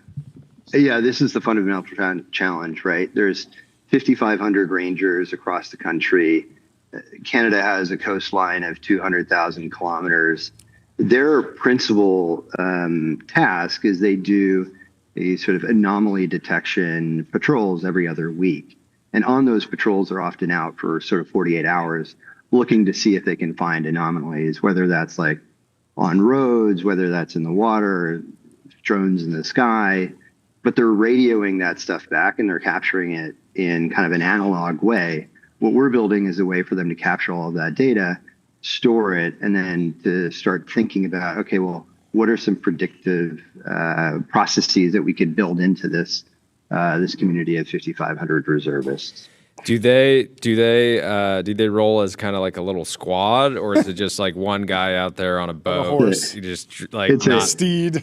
Like I can just imagine a movie of like Lone Ranger. It's one guy out there just going crazy in the wilderness, thinking that they roll deep. It's like 30 per patrol. That's good. And then they're doing this all the time. Yeah. So so specifically the anomalies that they're looking for, is that like foreign intrusion, like surveillance? Well, it's a mix of things, right? It's like, is a roadblock that's critical for a community. A few years ago we had a Chinese balloon that really nobody knew about for a while. There's indications that there's buoys in some of the channels up in the Arctic. So it's both strategic and just tactical of like, how do I get to where I need to be going in an emergency? Is the buoy like the Chinese weather balloon story where you just kind of like send it off and, collect whatever data you can, basically? Effectively, right? I mean, part of what we believe is happening just outside of the Arctic is they basically put buoys in currents that brings it through the Arctic, and they're just sucking up information about what is the operating dynamic like. So we want to be ahead of that, and we want to. Is it like how thick the ice is? So if you brought an icebreaker ship, like how big would that ship need to be? How many would you need to get through to bring a warship through, or something like that? Just strategic intelligence. Yeah, honestly, I'm not sure why, but that's like one possible reason. If you were in charge, you'd be doing that. Makes sense. Why this market? How does this fit? It's like beautifully niche in that probably somewhat of a small market initially, but you can probably saturate it and then expand from there. But why specifically the Rangers? Well, so the Rangers were the sort of least technically advanced group, but they had the hardest problem set. And for Canada and for the NATO alliance, the Arctic is becoming really quite critical. And so it's sort of niche right now, but it also gives us sort of a good user community to build a useful product and have an extreme delta, like an extreme effect on. Totally. So we want to build, broader than just that community, but that's good starting point. This is like the iPhone moment for the Rangers. Yeah, right. Where are you building the company? Where are you based? Where's the team based? What's hiring look like? Yeah, so it's a very Canadian company. Okay. It's deliberately Canadian. Company is headquartered in Ottawa. We have offices in Kingston, Toronto, and Ottawa. Yeah. I'll be based in Ottawa. I've been based in the U.S. and D.C. for the past 20 years. It's backed principally by Canadians as well. Yeah, I saw. But yeah. Yeah. What about hiring? Is Canada caught up to America with the defense tech fervor? The Palmer Luckey podcasts have not reached Canada yet. They get stopped at the border. They get stopped at the border. Yeah. I mean, but seriously, like where are you recruiting from? What type of people are you recruiting? And is there this idea of like serving the national interest, working in government technology that might be slower? There might be harder, might be longer hours, might be more technical, but there's some sort of light at the end of the tunnel in terms of impact. Yeah, there's no TBPN in Canada yet, but this interview is making me feel like TBPN is the TBPN for Canada. We got to ship it out. North America. Right. I know Carney's not making it seem like we're all one big happy family the last 48 hours, but we're still in our world. We're still family. We're good. We're still family. So Canada has not caught up on the defense tech sort of surge. Yeah. That's kind of what we're looking to catalyze. Mm-hmm. I would say that when we raised our pre-seed, we had literally hundreds of Canadians that are working at U.S. companies come back up and want to build something for sovereign capability or sovereign capacity. So, and there's an immense amount of talent in Canada. Yeah. Like the Waterloo corridor is ridiculous. Talk about the process of actually selling into the government and how it's different. I think most people will be familiar with the American defense tech arc of SBIR's program of record, how you kind of sell into the U.S. government, the Department of War. What's different? What's similar? How are you thinking about go-to-market? Well, the thing that's similar is they have a version of SBIR's in Canada. They call it Ideas. I would say it's a little slower, a little less money, a little less diverse. Sure. But it still sort of doesn't get you into a program of record. So you still need to figure out how do you get into those kind of long tail contracts. What's different with Canada, and this is changing right now, is there's no version of an OTA. There's no other transaction authority. So you can't, getting onto a contract is a real challenge. And that's what we're hoping to change and catalyze and lobby for, because without the ability to get on contract, this market doesn't make sense for anybody. Government knows it and is trying to change it. Yeah, so it's a very Canadian company, but is this just a foothold and then ultimately you'll sell to folks in Alaska, Greenland maybe, the Nordics? Like, where do you see this going over time? Is it like if you can do it in Canada, you can do it anywhere?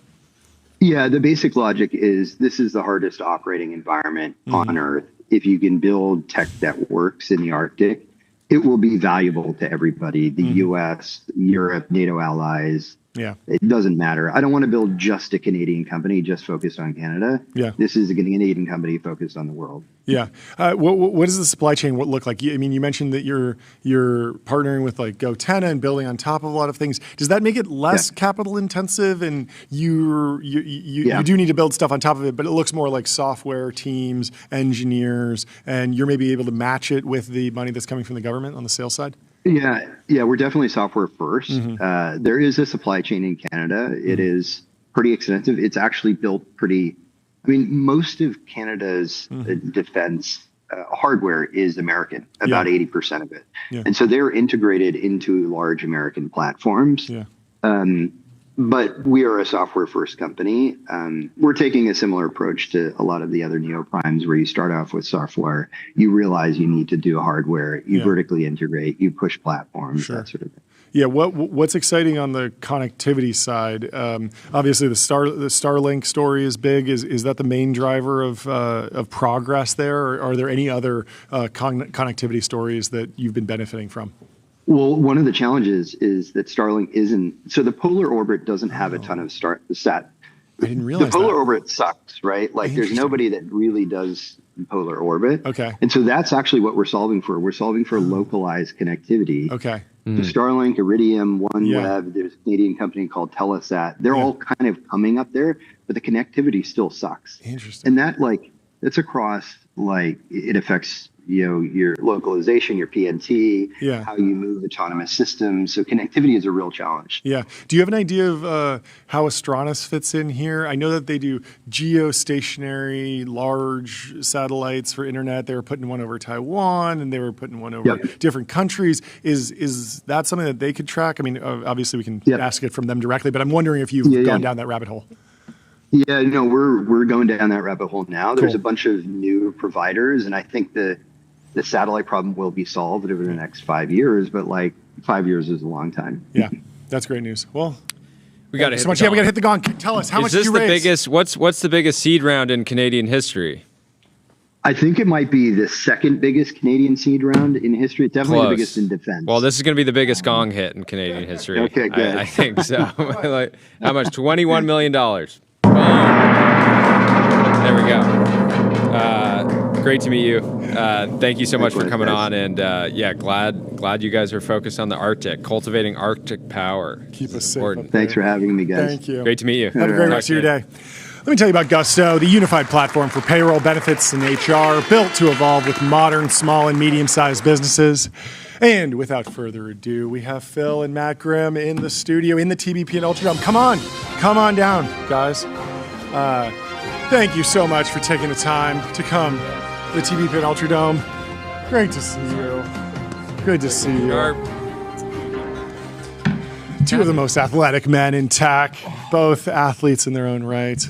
Bench press world champion, bench press high school champion. What was the stat again? At the age of 17. 17. Broke a bench state record for New York. Let's go. Somebody had to do it. That's the real news. What was the actual amount of weight? Nothing crazy. Oh, okay. What's the number? Three plates? It was 275. At the time, I could do 3 plates. Okay. I overshot it and tried to do 355. Oh, and didn't actually get to do a 335. Oh, no. But it is what it is. Wait, so that was a high school state record? Yeah. Yeah. For age and weight class, I was 17. Amazing. I weighed 190 at the time. And what's the latest on the Murph? Is this an annual thing now? It's an annual thing. We're doing it again this year, rolling it back. Do you think you'll beat your time? Definitely beating the time this year. Yeah, I have a 1 hour goal. So I was an hour and 12 minutes last year. Okay. So you're going to shave off 12 minutes? Yeah. That's what, 20% of the time? Wow. A lot of training. Yeah, you going to come out and do it this year? Yeah, I'll be there. Last year there was a lot of talk and then not a lot of follow-through. So, you coming out heavy.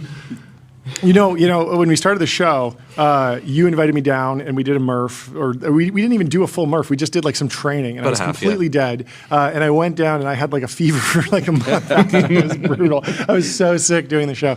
It was absolutely. But this year, we're rolling it back, and then most importantly, we're going to do a big one in Ohio as a part of a partnership with Ohio State, and then of the launching of our Arsenal One factory there. With everything getting up and moving, by the time the Murph comes around, we'll be just opening for production at the factory there. So it'll be a pretty big day for us. Great timing. Let's rewind. Introduce yourselves, just so we have it on the record. I think everyone knows since you repeat guests, but kick it off. Oh, I'm Phil. I'm the co-founder and CEO of Dirac. Yeah. We are building the first AI native production orchestration platform, starting with automated work instructions. Okay. And then I'm Matt Grimm, the co-founder and COO of Anduril Industries. Okay. And then why are you two here today together? We are very, very fortunate to chat with you guys about an excellent partnership that the folks at Dirac and Anduril have come to. Cool. We signed an excellent multi-year agreement to roll out Dirac across all of Anduril's manufacturing facilities. Okay, so that includes the one in Ohio. We'll include the one in Ohio, okay. yes. So cool. I first met Phil about 2 years ago and change. There was a video that they sent around that went kind of viral in kind of manufacturing tech nerd circles, and it was a video of an earlier iteration of their Build OS, showing how you could go from a model in CAD, and that the Build OS platform would then take that, break it down, and turn that into instructions for factory floor workers to actually put together and assemble. So I saw the video, reached out, and said hey, this seems kind of cool. We've got a lot of factories. We're growing. We're building.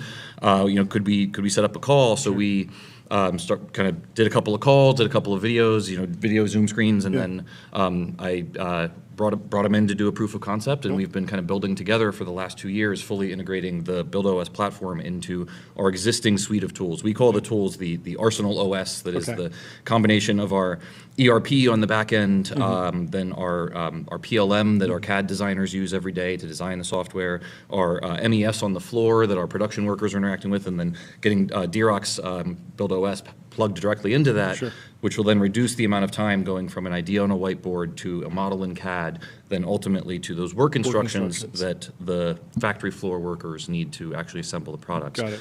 So with BuildOS implemented, we've seen pretty wild improvements in the time that it takes to go from that CAD model to that work instruction for the factory floor. Was the number 80-something percent? 87.5%. There we go. It was 87.5%. It was a 12-hour reduction. It went from 12 hours down to 90 minutes. That's amazing. Yeah, pretty without So initial. let's give it up for SAS. Yeah. SAS. So SAS has been not getting enough love. How often are the work instructions changing? Is this more unique to Anduril because you're developing new products, new CAD designs, and so you need to go from CAD design to work instruction every day, every month, every year, versus someone who's just like, look, I make 556 rounds. It's the same CAD design, same work instructions for the last decade. I'm just doing the thing that I'm doing. Why is this important for you, and how does Dirac plug in? Yeah, there's an excellent question. So you're not just a pretty talking head. You know some things. So the challenge for a company like Anduril as we scale up and we're diversifying across a number of different product lines and a number of different geographies is then you have engineers with an idea who want to make a tweak or make a change, or sometimes we're responsive to quality issues in the field or something like that. So we want to make a design change. So then every time a design change gets made, the current method for doing work instructions is predominantly manual. So every time a bracket or a wiring harness or a connector or a circuit board changes, you have to change the work instructions, else on the factory floor you get an instruction that says like, screw bolt number ABC123 into this hole, tighten to this torque, whatever. But it's a different bolt now. So then the guy on the floor gets an instruction and is like, but it doesn't fit. So then for us, as we scale, and we were specifically trying to take a faster iteration, kind of faster mentality to this manufacturing process, reducing that time is absolutely clutch and critical. So for us, it is especially paramount. Though I will say that I think this is a problem that plagues a lot of industries and a lot of our supply chain, a lot of our other partners and vendors. So I'll let Phil speak more to the rest of the market, but it's definitely compelling and working for us. Because you've had success in like automobile manufacturing as well, and building. We're pretty vertical agnostic. Last time I came on the show, we talked about a shipbuilding partner. That's right. Anduril makes a ton of things. Planes, ships, all sorts of different things. And what we've seen, at least with Dirac, is that our problem set that we work on, automated work instruction, it's not just useful for just defense folks, right?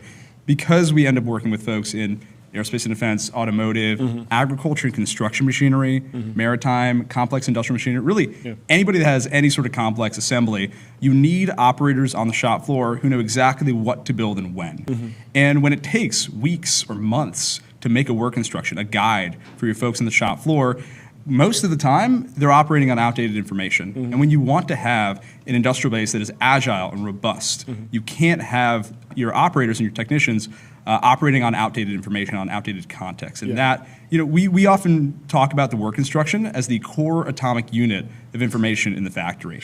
And if that is the core driving force by which your factory builds, you can't let it be manual. Can't be PowerPoint. Can't be. My only reference here is if you've ever gotten, like some baby furniture thing, and then you get the instruction set, and like if you're actually following it closely, and you realize that the instructions are wrong, it's just the most enraging experience ever. And so I imagine even for like employee morale, on the shop floor, if like you're constantly dealing with just like terrible instructions, why should somebody be like, it's great if they're high agency and they're going to try to like fix it and manage up. But at the same time, a lot of people are just going to be like, just actually become less engaged because they're like, I'm not getting the right information and the resources. why should I even try? Correct. And in your baby furniture example, that is not an electronic product. So you have to think of that exact problem and then layer on all the complexity of electronics and wiring harnesses and power distribution and all of those extra components. So like one of the major challenges is that there's a quick iteration of chips. There'll just be a new chip that'll be faster on a different board, kind of new power specs or whatever. So you need to make a slight tweak.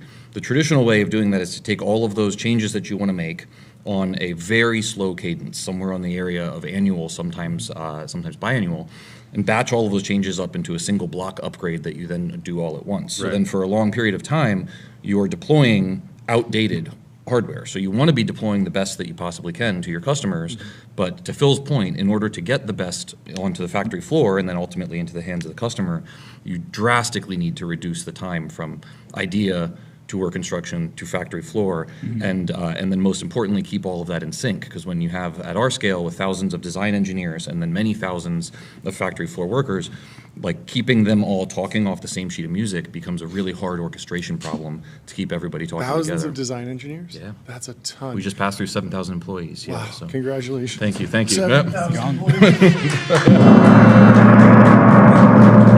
Every time we got to bring that gong closer for you here. It's too far. How are the work instructions actually evolving from a form factor standpoint? Like I imagine historically you just get like a printed out kind of, I don't know, big stack of papers. I could imagine like a very thick IKEA instruction manual. And I think like the number of companies have come and gone trying to, basically put work instructions into like, like VR and stuff like that. How far away are we from that? I imagine this is a question that's come up.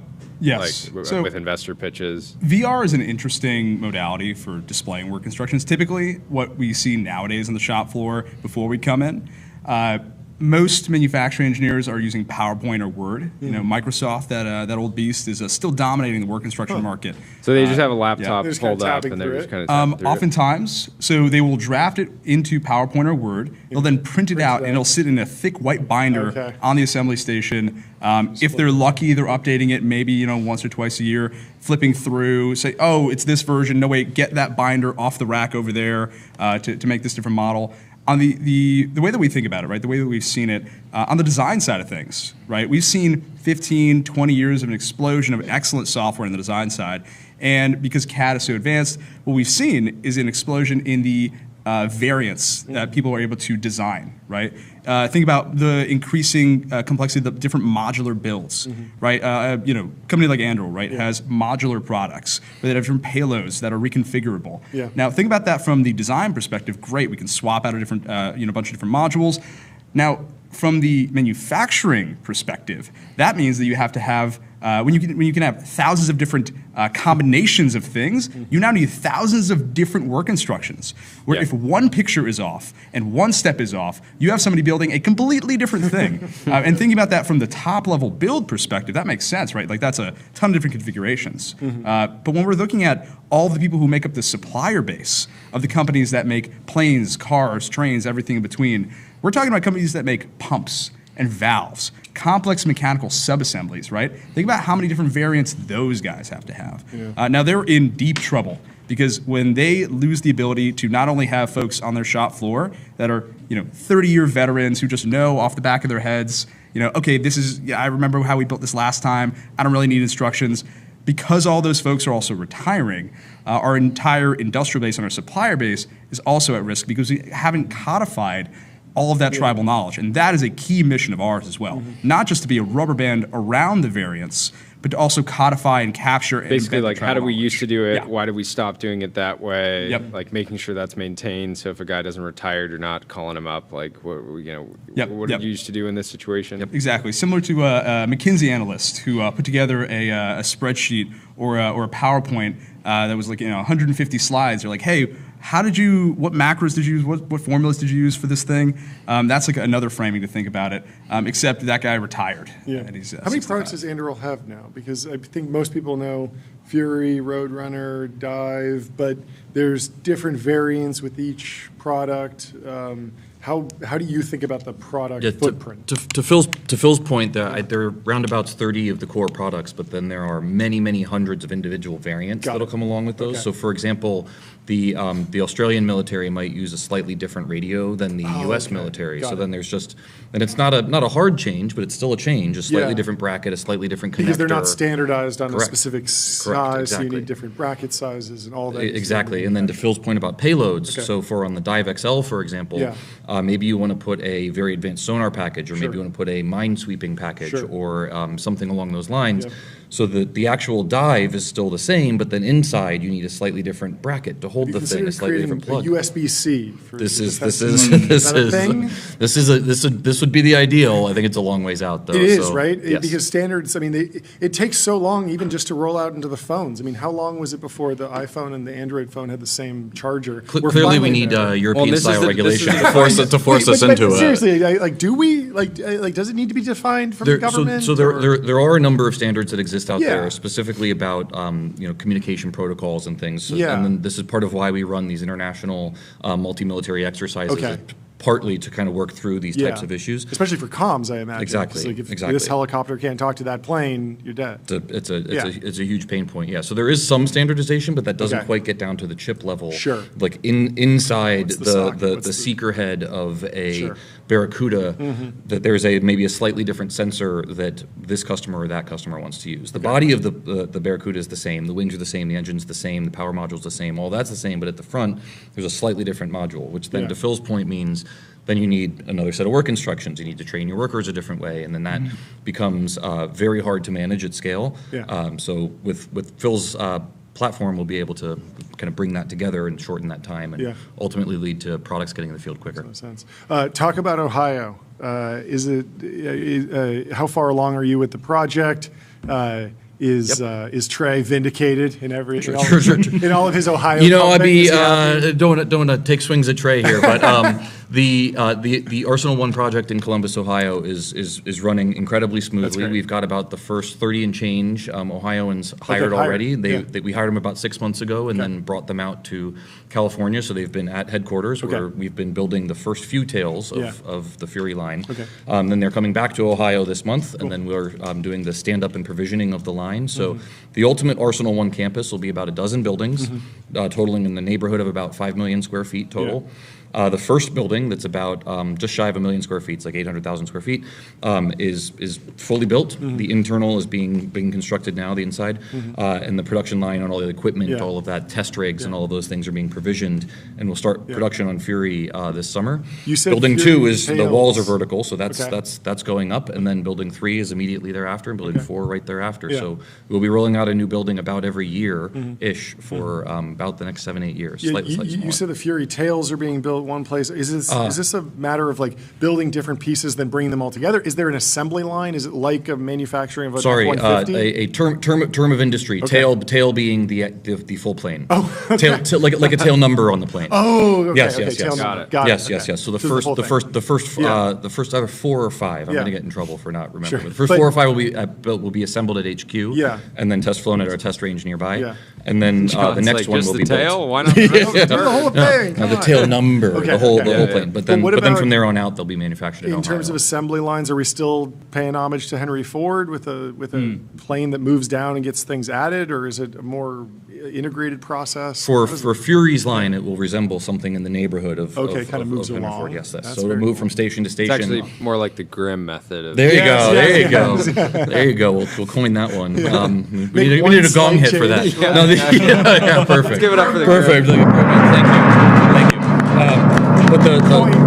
But the line will resemble closer to that, where at Station 1 we do the hydraulics, at Station 2 you do the electronics, at Station 3 you do the fuel system, something along those lines. And then it's ultimately, the Fury line will be 22 stations, and then where the Fury line in particular gets complicated is that we have to do a number of very complicated coatings and paintings on it, so that's a little bit tricky and specific. Sure. And then of course the propulsion element of it is just very, very complicated. Talk to testament to how far out Mr. Matt Grimm thinks about has been thinking about Fury. 2 years ago, when he initially reached out after seeing our demo of Build OS, his initial outreach was, hey, I saw what you guys are working on. Can you use it to build robotic fighter jets? And I said, yeah, I mean, depending on how cool they are, of course. And then 2 years later, here we are. Here we are. Yeah, and what a moment too. Yeah, and how validating this is for Dirac. I mean, I feel like part of why you guys are coming out and talking about it together is I imagine you want your supply chain to probably get on Dirac. Is that a part of it? Like wanting the whole supply chain to modernize? Or is it just a quality part that you get at the end of the day? Good question. So there's a couple parts, a couple reasons why I'm here in particular to support the announcement here. First is that Anduril's on a mission to save the West. It's kind of the name of the company baked into that. And it is my firm conviction that part of that journey will be reindustrializing the West and reindustrializing America. And part of that is getting the supply chain teams and get manufacturing organizations, production operations to be more tech forward and be more tech enabled. And just like accounting software and sort of like traditional kind of big software platforms, a lot of the core technology in that ecosystem is pretty hard to use. It's almost user hostile. It's just very difficult. So part of the mission here is that, like, yes, of course, we want to adopt it, then we want the supply chain that supports us to adopt it, and then in the long run, we want more and more factories operating this way, because if we're going to compete with China and the rest of the world on the large-scale manufacturing, we need to get faster at this. And part of the lag in Western manufacturing is exactly that, to your point about the work instructions of a kid's play set that aren't quite right. What happens on a line then is then the line is stopped at station 7 because the station 7 instructions piling so then you just get like, okay, well then it stopped here, stopped at 6, stopped at 5, stopped at 4. Because that guy is like, I don't know what to do, I can't fit this. So then extrapolate that out across industries, and there's just so much wasted time and effort that gets spent on problems like this that I think can be solved with technology. It's a perfect application of where AI can be very powerful to help accelerate the development and the shipping process. So that's one point. And then the other point I want to bring up is that we've seen this very fascinating and honestly unpredicted outcome of our work with Dirac, is that by talking to our customers, so talking to the Navy, the Air Force, et cetera, about how we are going to scale manufacturing and talking to them about how we go from designs into PDRs and CDRs and MRRs, the whole engineering process to get something designed and fielded, we've been specifically pitching Dirac's solution as part of that ecosystem to help them understand exactly this question about how we get from that idea to that work instructions to the factory floor to help us accelerate. And it's been pretty good ahead of sales. In a bizarre way, it's been an accelerant for our sales to help our customers see that we're leveraging this newfangled technology, this AI, because the government customers are like, what is this AI stuff? How am I going to use it? And we come in and say, here's how you're going to use it. We're going to use it on autonomy on your end products. You're going to use it in the manufacturing line. You're going to use it in the back office. And here's how it's going to ultimately get you better products fielded for cheaper. I want to talk to you guys about the labor market in manufacturing. Specifically, are you guys going ahead? There's so much demand for probably type of talent that could do manufacturing, or they could go work in a data center development project. Are you guys competing for talent with the data center build out? Is there enough people excited about entering this workforce? So there's actually two pieces to talk about there. Interesting thing to bring up data centers.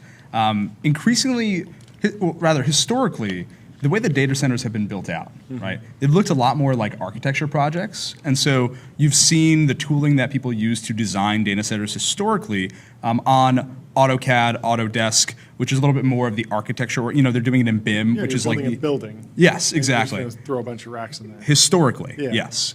But now, something that we are seeing as a company through the companies that we're working with, increasingly more data center companies coming to us and saying, hey, we need to start building at scale the same way we produce electronic systems at scale. And so we are seeing a massive migration of data center producers and data center builders away from traditional architecture-oriented design and build systems towards the more manufacturing-oriented design and build systems. And with that, they're saying, hey, we are going to have to build data center systems all over the world, and we cannot have folks not having the context of what to build.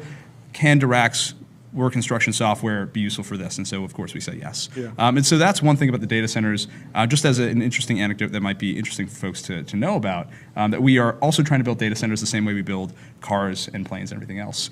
And then on the labor question, another thing that we think about is radically reducing the barrier to entry for net new folks into manufacturing, because a picture's worth 1,000 words, but an animation's worth 1,000,000, right? Earlier you were asking about how do we change the modality of the way a person interacts with the work instruction. With our software, it is not just a picture, not just a photo, not just a printed out thing. It is a 3D, interactive, animated, dynamic work instruction that a operator technician can interact with, right?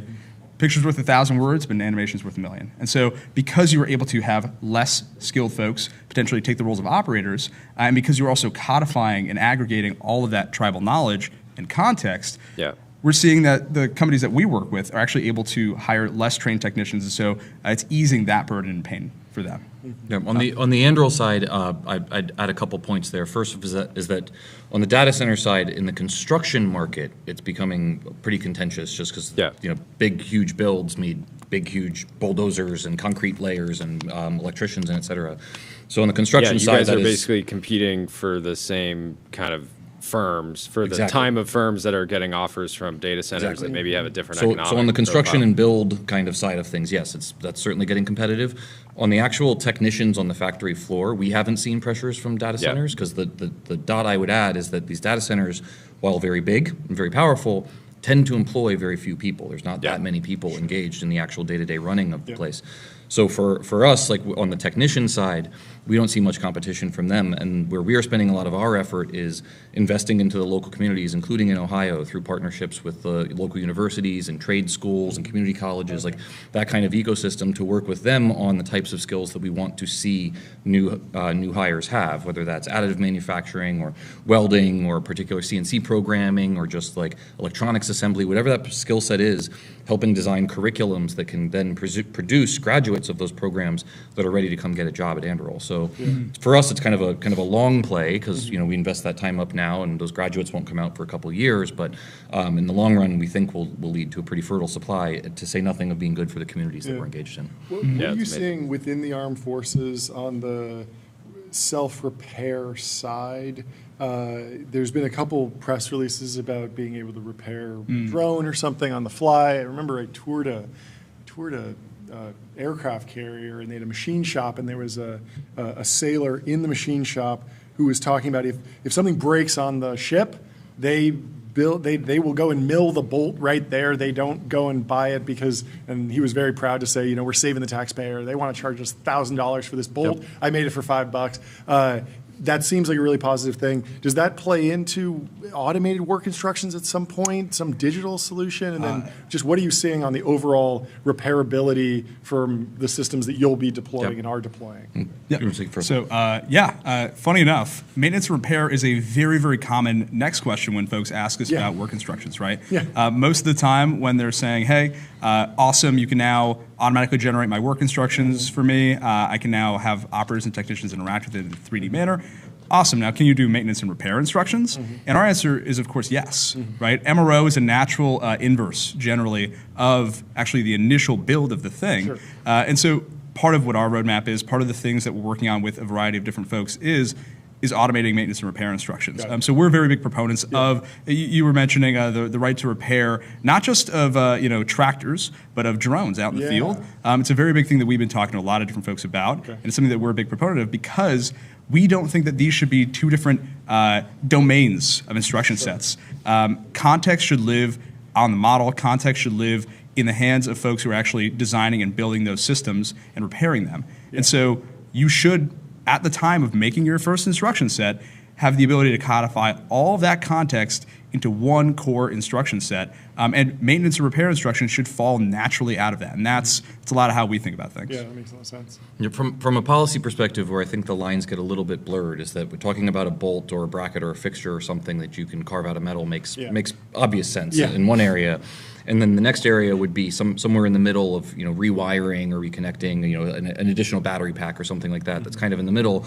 And then all the way on the other end is like all the way down to the chip level. Chip broke. You're not going to fab it. Yeah, you're not laying silicon chips out on an aircraft carrier or something, right? So there is a spectrum there. At which point, at some point on that spectrum, you say like, actually, I do need to call the experts to help me on this. Right, but in my opinion, the default of saying don't touch it, we'll come repair it, ship it all the way back to our factory, that's just not going to fly in any time of conflict, because like we do need our sailors and our airmen and our soldiers in the field to be able to, at minimum, replace the consumables, the brake pads, the tires, et cetera, but then also to do kind of the next level of repair into, replace a fuel pump or something along those lines. When it gets down to the chip level, though, you're like, I'll probably send you a replacement module, and then maybe the work instructions say take bad module out, put new module in, reconnect these cables. But in general, we want to be as friendly as we can be to this forward repair concept, because in a time of conflict, you just think like, I need the thing now. I need to go on its mission. You said brake pads, and my mine went to motorsports because I know Andrew is supporting NASCAR. Yep. And then I was curious, are you guys working? Has there been any inbound from any racing organizations that are having to make parts on the fly and are in heavy R&D, and maybe they only make the part, like maybe they're making different variations of the part, but they're not actually doing it at scale because it's not a manufacturing business. Any opportunities there? So funny enough, I cannot confirm or deny explicit names, but we are actually in conversation with several motorsports teams who are actively evaluating us for use cases on and off the track. Yeah, probably a very different workflow, but so many learnings and just great for the brand and whatnot. Exactly. Work there. Exactly. Yeah. How are you reflecting on the DoD or Department of War budget potentially being increased? I still say DoD too. I'm trying. It's years of it. The Dow. Yeah. I mean, the post saying that we might go to 1.5 trillion. That seems like that was not Anduril's original mission. Anduril was all about doing more with less. Yep. But at the same time, if it accelerates the mission, that could be good. How have you been processing it internally? Well, I mean, I think any time a customer says they want to spend more on the things you make is generally a good thing for us. Yeah. That said, exactly to your point, like we would love to see these this increase in funding, if it happens. Of course, it's got to go through Congress and all the usual. But if it happens, be spent smartly and on new technologies, new approaches, and not just kind of funding the old way of doing things and the old kind of legacy model that, in our opinion, hasn't worked for decades. So, of course, customer spending more money is good for us, but we're going to be lobbying pretty heavily to have them spend it on more AI-powered, weapons of futures, autonomy, that kind of construct, and especially on a different kind of contracting model, more towards the cost-plus type of model. Sorry, away from the cost-plus type of model to the firm-fixed type of model that we like to do business with. So, still a lot to digest there, but we're in general pretty excited and supportive. That initial flipped model of raise venture, take risk capital, build a prototype, build something, then show up to the Department of War with a concept or something that's maybe ready to be fielded, and then say buy it. Has that held as long as you thought it would? Do you think it holds forever? Because at some point, if a customer shows up and says, I'll pay you to do the R&D, what are you going to do? Turn them away? But at the same time, there's there's the financial hazard that the firm was founded around. So how's your thinking evolved around the whole flipped model and doing R&D on your balance sheet? Yeah, a couple of thoughts there. First is that we spend an inordinate amount of money on our own internal research and defense, IRAD type research and development, rather, spending just an absolute inordinate amount of money, and we're grateful to have the support of our investors who believe in this business model. So for us, we haven't not at all seen a let's just shift back to that way. It's a lot capital, less risky, capital safer, all of that. So no, I'm not surprised. This is, to your point, this is exactly the kind of thesis, the mission of what we're trying to do. If anything, we've been very happy to see venture capital funding to the sector increase to fund more companies approaching it this way, because I think that for us to win a great power conflict, we're not going to need one Anduril, we're going to need 5 or 8 or 10 of them. So we're excited to see new companies get started with this kind of mindset and go out and chip off parts of the parts of the ecosystem here. Yeah. The last point I would say is that to date, something in the neighborhood of 85, 90-ish% of our revenue has not been from these kind of cost-plus traditional, like customer-funded models. Sure. It's like the vast majority of it comes from us selling our product to our customers at a fixed price. Yeah. And then with a bit of recurring revenue tied to that, for kind of think of it like an extended warranty kind of concept, where we are doing the maintenance, we're providing the support, we're doing the security upgrades, the patching, all of that, which from our perspective really aligns incentives for us to deliver the best possible product, because to be blunt, like, we will have a higher margin if we don't have to send repair guys out and keep replacing things, but then also gives the customer a more reliable product, and then importantly, gives the customer predictable pricing, so they know what their total 4-year, 5-year cost of ownership for a product will be, because they know that within that number, we're responsible for anything that breaks, any sort of problems or maintenance that needs to happen. That aligns everybody, and we're seeing a broader acceptance of that business model within both the DOW and with DHS. Yeah. So we're pretty excited to see those messages landing. Yeah. Give us an update on the secondary wars.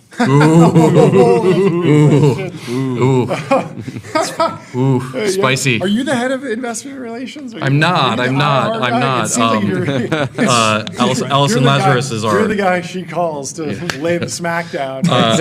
To be honest, at some point there's going to be some enterprising young SPV slinger that's like, if I make a really heinous memo, Matt Grimm is going to pump it. The Grim Reaper is going to come to the timeline. So give us some backstory first, and then. Okay, so first I would say that our investor relations is run by this incredibly talented woman named Allison Lazarus. She's great. She works closely with Trey on kind of managing the cap table and all of the inbound and interested investors and all of that. So not really my turf anymore. That said, I've had a long-running battle against what I would call the wildcats in the secondary market, who have absolutely zero respect for any sort of control of the cap table, like who our investors are, information rights, any of that. And they're just out kind of slinging offers at early investors, early employees, at share prices that are completely insane. Yeah. And those people don't care whatsoever about the impact that has on the company, whether that's around 409A valuation or RSU pricing or any of those kind of internal dynamics. They don't give a shit. So they just kind of create headache for us by then us having to field this inbound. So beyond the headache, the point that I'm really worried about, and I think the SpaceX IPO will be very, very interesting, because this is going to be a situation where there are, the tide goes out and there's going to be a lot of people without trunks on. That's just the people have been out there slinging, in our case, access to Anduril, or I have limited access to their next round at some insane price that is nowhere close to what the actual price is as set by the market. Sure. And then people are buying, and that's not even factoring in the fees, which are sometimes kind of like crazy layered fees. Aligned. So there was this one situation of someone slinging an offer around that was an SPV into another SPV that was buying a chunk of an early investor's holdings. So there's like layers and layers of fees and carries on top of that at a price per share that was something like 70% above what the last round traded at. So it's just an insane thing where they're pitching access to a deal they don't have. And I know for a fact that there was a recent indictment announced in New York around a case where someone was out slinging Anduril SPVs. No way. That did not have access to Anduril, and the guy was just pocketing the cash, and then he was just indicted and arrested at JFK. So like, this is a thing that happens, and the reason I bring up SpaceX is not to create more work for them, but that the world of SpaceX SPVs. $1.5 trillion IPO because the legal fees of unwinding all these things. It's wild. It's wild, right? Because there's a lot of this nesting, and SpaceX is a fantastic company that's been in business for a long time. So there's so many of these nests of who owns what. For a lot of these types of like Main Street investors, it's totally possible that they're thinking, well, I got into SpaceX at 200 when you didn't, and then it goes out at 1.5, and that's my retirement, and then it goes out, and you're like, where are my shares? And the guy skipped town. And the guy skipped town. And then you're just out whatever you put in. And not only did you lose the whatever you put in, but you also lost the mental of where you thought you were and what you were planning. You might have been planning a certain lifestyle. Of course, and the retirement. opportunity cost of deploying that capital somewhere else too. Right? It's a very big problem. And I've used this joke before, but my joke is that how many investors in America think they own a chunk of SpaceX when they're actually funding their ex-roommate's boyfriend's coke habit in Miami? And it's like probably a fair amount. It's like probably a non-zero amount, right? So what do you think? What do you think the solution is? Can the investor community police itself. It seems like obviously like you have a legal team that's working on this stuff, but there is an element of like going direct. Like you need to get the word out that this is happening, and that's important too. But so this is why we as a company have been more public about this, is because we're specifically trying to send a message to the market that's like, we see you, we're aware of you. Yeah. And like secondaries, of course, have their purpose. Of course, there are early investors who need to liquidate funds or fund life cycle problems, of course. Yeah. So it isn't a blanket comment that all secondaries are bad. They're not. Yeah. They're not. There's a category of these people who just have like really no respect and are basically just fraudsters, hucksters. Yeah. And what I think needs to happen is two things. One, the investor community needs to be better at policing ourselves around just who these bad actors are and kind of shining a light on them. Yeah. And then second, sadly, I think it's going to take law enforcement action, whether the SEC or the FBI, thwacking enough of these folks that community starts to see like, this isn't good for me. Yeah. And it just kind of puts a damper on that side as well. Last question for me. Adam Porter Price has been on a tear, doing deals, buying companies. Yep. As COO, The best in the biz. As COO, what is the key to a great post-merger integration? That's a great question, and an often overlooked part of doing these deals. The deal makes a headline. Adam's busy popping champagne, and then you got to get to work. Adam logs more airline miles and more iPhone minutes than me, than Brian, than Trey, than anybody. Wow. He's constantly out there. road. The best of the biz doing this. Love it. So from a post-merger perspective, there's a ticky-tacky piece of it that is important, which is payroll, benefits, equity ownership, all the 401k transitions, the email has to migrate. But making it sure it happens on day one. Correct. There's no, you'll get your paycheck, but it's delayed a week. That's annoying. Correct. No one wants that. Correct. It's bad taste. Nothing will burn your trust with a company faster than screwing up their first paycheck. So for us, it's a thing that we try to lean as heavy as we can into that employee education and systems transition up front. It's not possible to transition like ERPs and years of design software. That takes usually 6 to 9 to 12 months on the long end to get those systems fully working. But like the guts have to work first. Yeah. And then second, as I would say, is a cultural alignment. That's just like how we pitch our products, how we price our products, how we plug into the kind of go-to-market ecosystem and engine. Like we have to get that right. And then the third piece I would say is trying to get some wins pretty quick, because if you're an acquired company and you get integrated and you're like, who are all these people? This is different. I liked it when we were smaller. Exactly. Maybe they're in scrappy mode, and then they're like, hey, I'm in 7. I saw the campaign. Don't work at Anduril. Why would I? Work at Anduril? Well, I'm at Anduril. I just don't work while I'm here. I just collect my paycheck. So kind of aligning with the what are we trying to build? Why are we building it? What's the goal?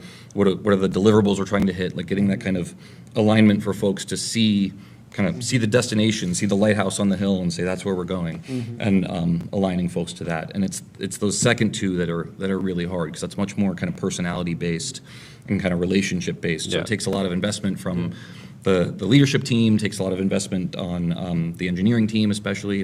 How are you designing your products now? What's your release cycle like? How do we get that into Anduril's kind of way of doing business? There's just a big transition there, but you got to migrate. It seems that's exactly right. There's been this maybe kind of sentiment or joke: shoot for nicey, even if you miss, you'll land at Anduril.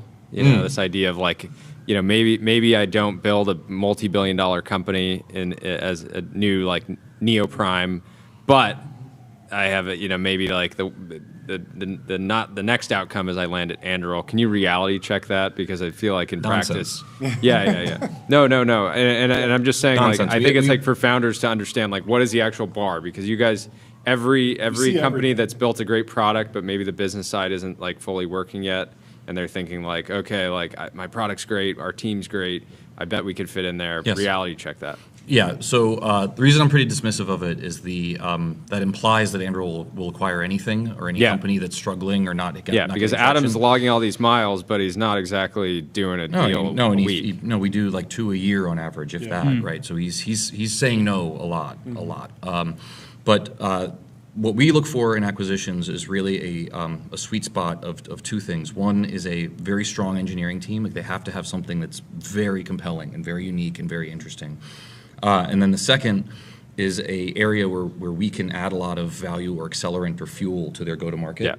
Like how do we speed up the timeline? Exactly. By, and you guys talk a lot with defense founders, and you've had a lot on, and folks will consistently talk about how hard it is for the go-to-market engine. And there's a lot of nuts and bolts around that get underestimated around what formal government proposals look like, how to do formal government contracting, security clearances, the government relations kind of lobbying side of this to be a player on these bigger deals, then relationships within your customer so you're not just pitching, the guy flying the drone out in the field, you're pitching the whole chain and how it fits into their ecosystem, how it fits into the program. There's a whole lot of that infrastructure that, to be blunt, like we're pretty good at. Like we've gotten pretty good at this.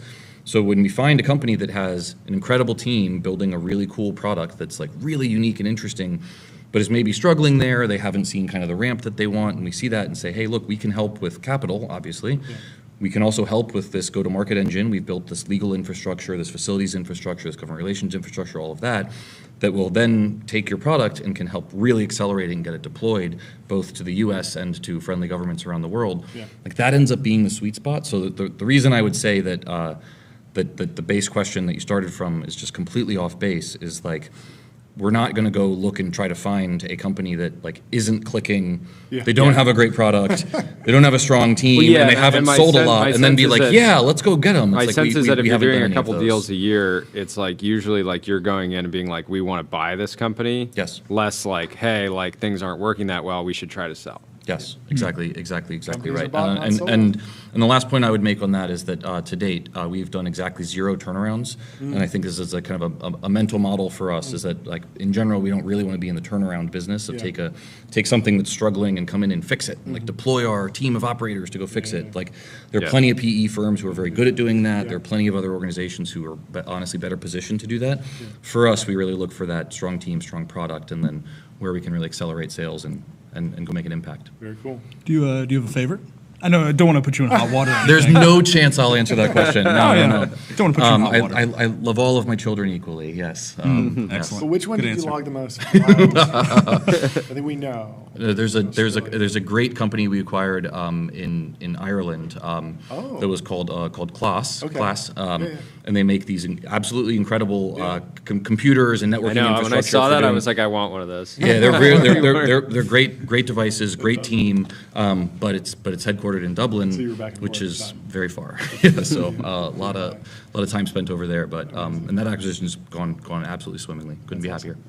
Well, thank you so much for coming on the show. Thank you guys for having us. Appreciate you. Hang out for a second. We'll leave us 5 stars on Apple Podcasts and Spotify. We will be live tomorrow at 11 a.m. Pacific. Sign up for our newsletter at tbpn.com. And thank you. We will see you tomorrow. See you tomorrow, folks. Have a great MLK day. Thanks for hanging out. Goodbye. Cheers.